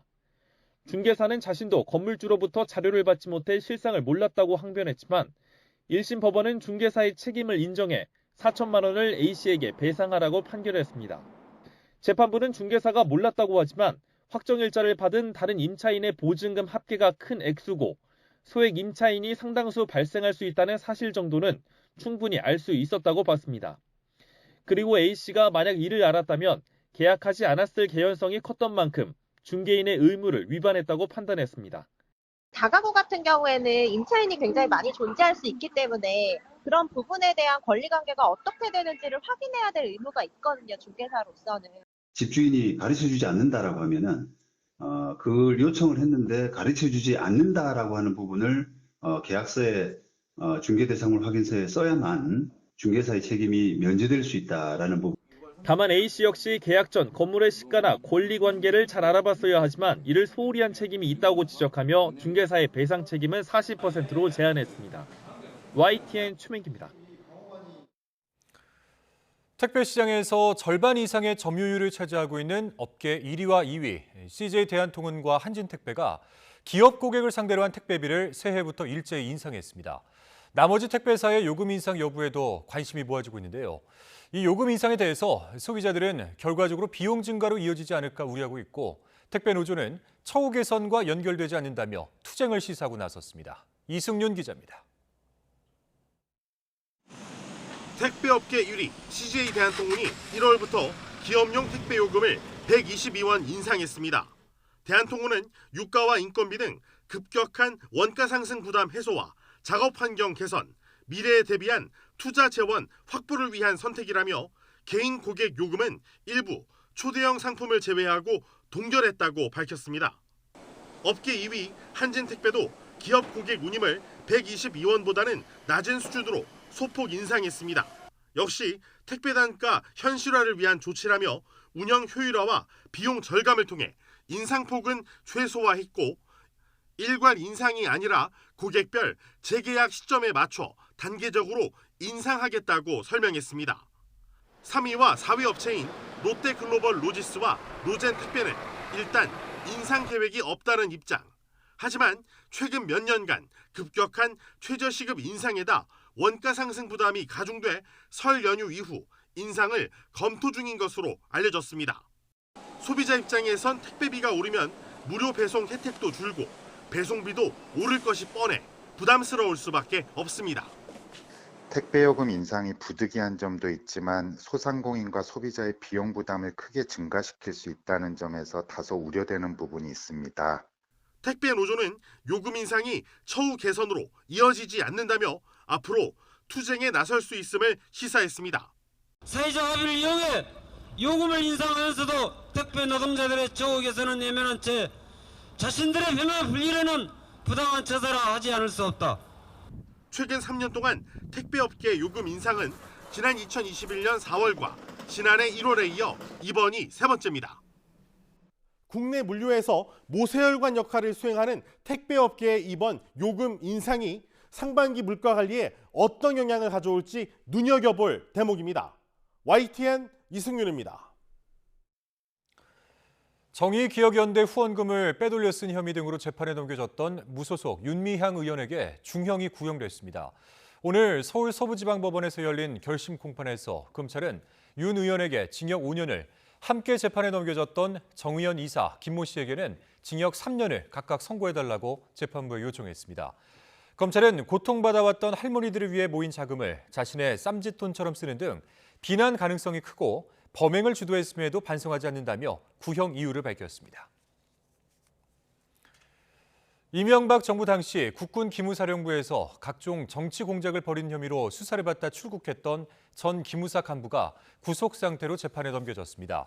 서울중앙지검 공공수사 2부는 지난해 말 자진 귀국한 옛 기무사 2부장 이모 씨를 직권남용 혐의로 구속 기소했다고 밝혔습니다. 이 씨는 지난 2010년부터 2012년까지 배득식 전 기무사령관 밑에서 일하며 기무사 군인들에게 정부 여당을 지지하는 글을 SNS에 올리게 하고 정부를 비판하는 누리꾼들의 신원을 조회하는 등 정치관여 활동을 하도록 지시한 혐의를 받고 있습니다. 네, 북한 무인기가 우리 영공을 침범해 서울로 향하고 있을 때 서울 방어를 책임지고 있는 수도방위사령부는 이런 사실을 몰랐었던 것으로 파악됐습니다. 무인기를 최초 탐지한 1군단과 합참이 알리자는 건데 때문에 수방사는 뒤늦게 자체 탐지 자산으로 이를 확인했습니다. 이런 가운데 우리 군이 북한 무인기를 최초 탐지할 시간도 군 당국이 발표했던 시간보다 6분 빨랐던 것으로도 확인됐습니다. 최두희 기자입니다.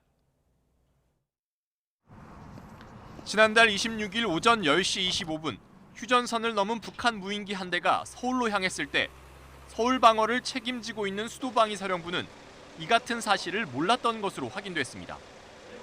최초 탐지한 1군단과 합참이 수방사에 알리지 않은 겁니다. 이 때문에 수방사는 북한 무인기가 최초 탐지된 지 1시간여가 지난 오전 11시 30분이 지나 자체 자산으로 북한 무인기의 항적을 탐지했습니다. 합참 전비태세 검열실은 이에 따라 수방사에 북한 무인기의 항적이 왜 제때 전파되지 않았는지 경위를 조사하고 있습니다. 이런 가운데 우리 군이 북한 무인기를 최초 탐지한 시간은 군 당국이 발표한 오전 10시 25분보다 6분 빨랐던 것으로도 드러났습니다. 군 관계자는 검열팀이 레이더 영상을 복기한 결과 이 같은 사실을 확인했다고 밝혔습니다. 당시에는 북한 무인기가 군사분계선 이북에서 탐지됐는데 최초 탐지 시간을 오전 10시 25분이라고 발표하면서 또 다른 논란이 일고 있습니다. 이와 관련해 군 관계자는 당시 운용 요원들이 미처 인지하지 못했던 항적이라고 설명했습니다. 관할 부대에 북한 무인기의 항적이 전파되지 않은 사실이 새롭게 드러나면서 항적 감시에 이어 경계 태세도 허술했다는 지적이 일고 있습니다. YTN 최두입니다. 대통령실은 북한 무인기 사태에 대해서 군 문책론이 나오는 것에 대해서 군의 전비 태세 검열 최종 결과가 나오면 윤석열 대통령이 종합적으로 판단할 것이라고 밝혔습니다.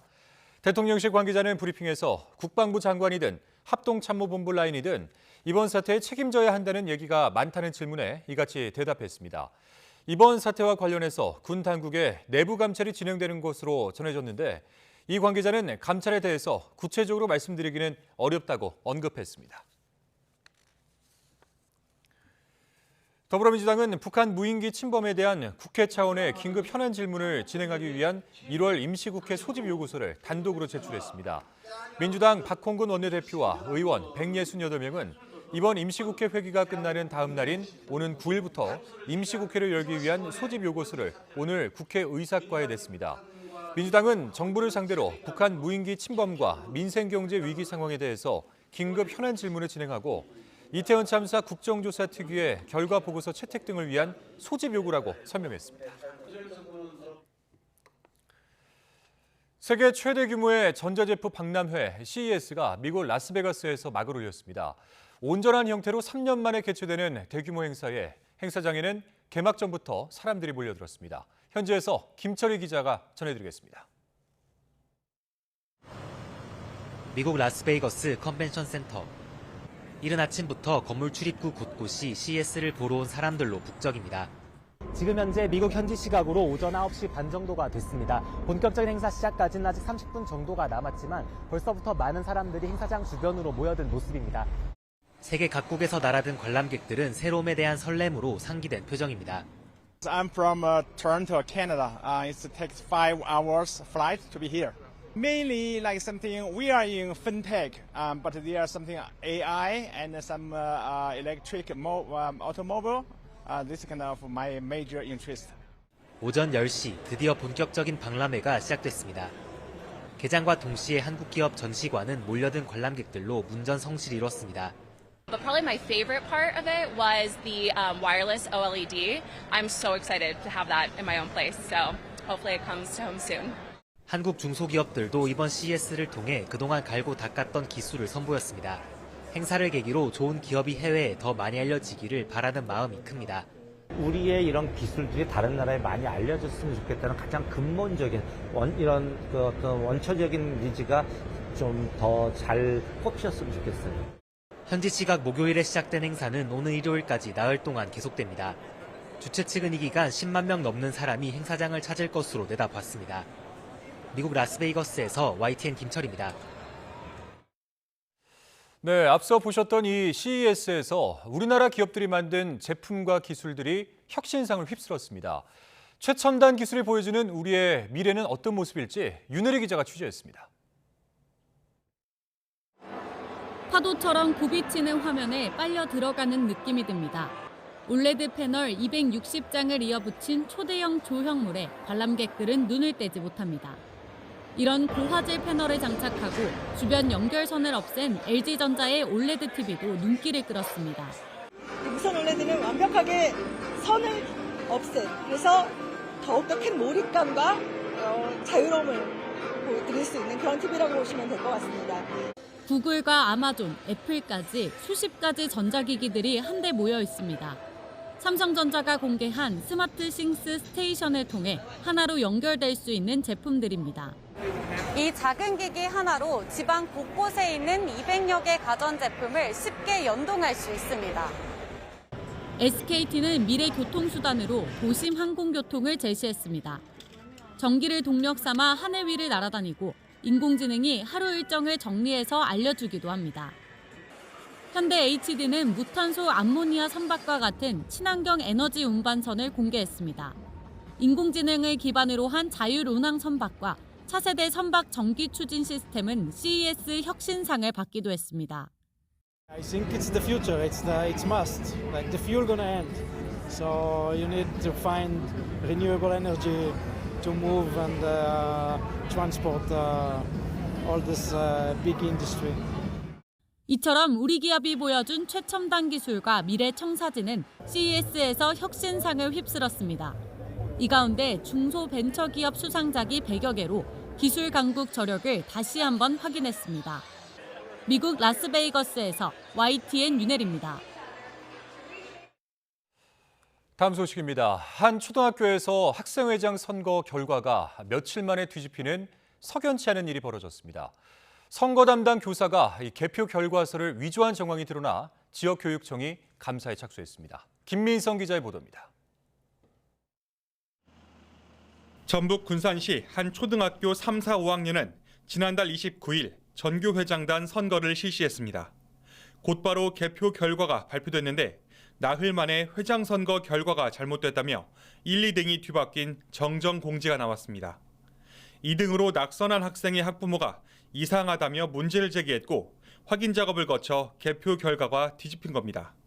학부모가 먼저 선관위를 방문을 해서 그 투표 용지, 그 결과지 용지가 다른 것을 확인을 하고 나서 학교에 와서 그 의뢰를 제기를 했고, 낙선 학생 부모가 조작 김새를 차린 건 부회장 선거와 달리 회장 선거 개표 상황표만 이상했던 탓입니다.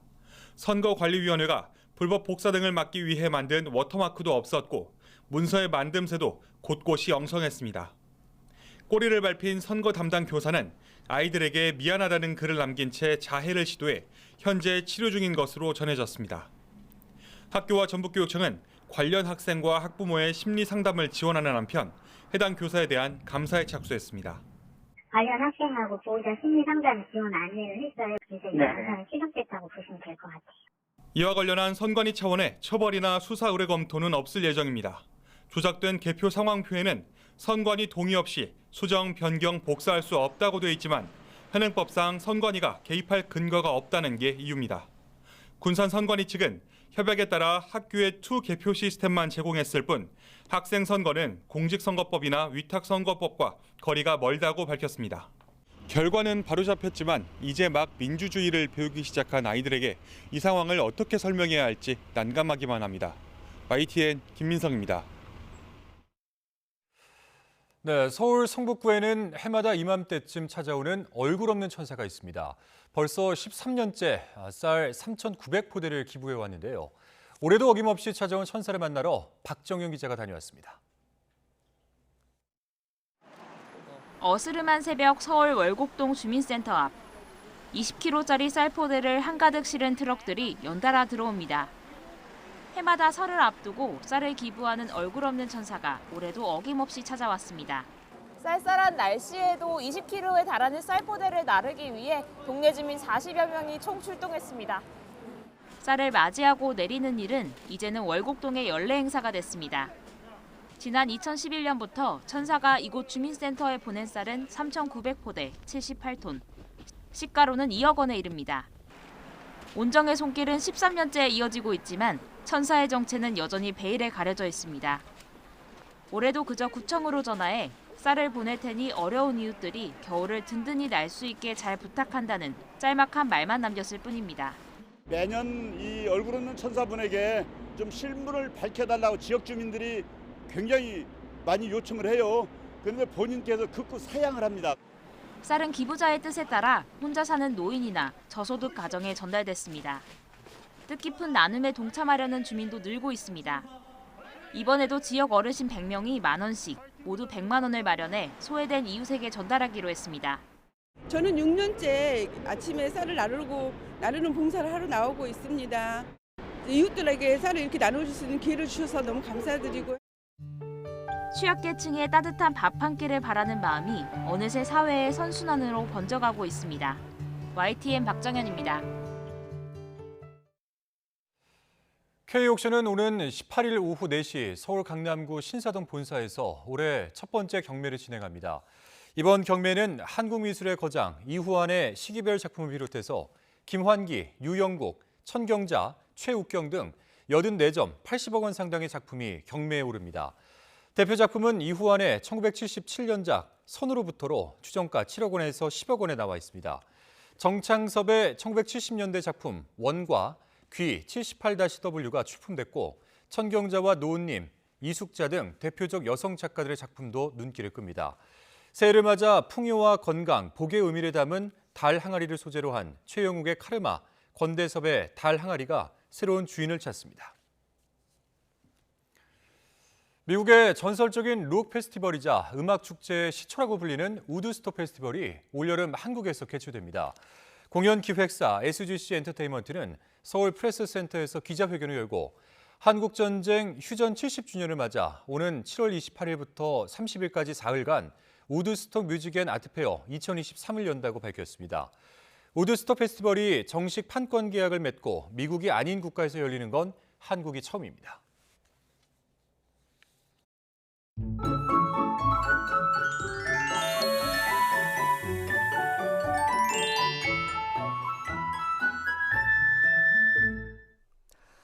추위가 가장 강한 1월이지만 오늘에 이어 내일도 큰 추위 없겠습니다. 오히려 서울 아침 기온이 0도로 오늘보다 5도가량 높아지며 아침 공기가 한결 더 부드러워지겠습니다.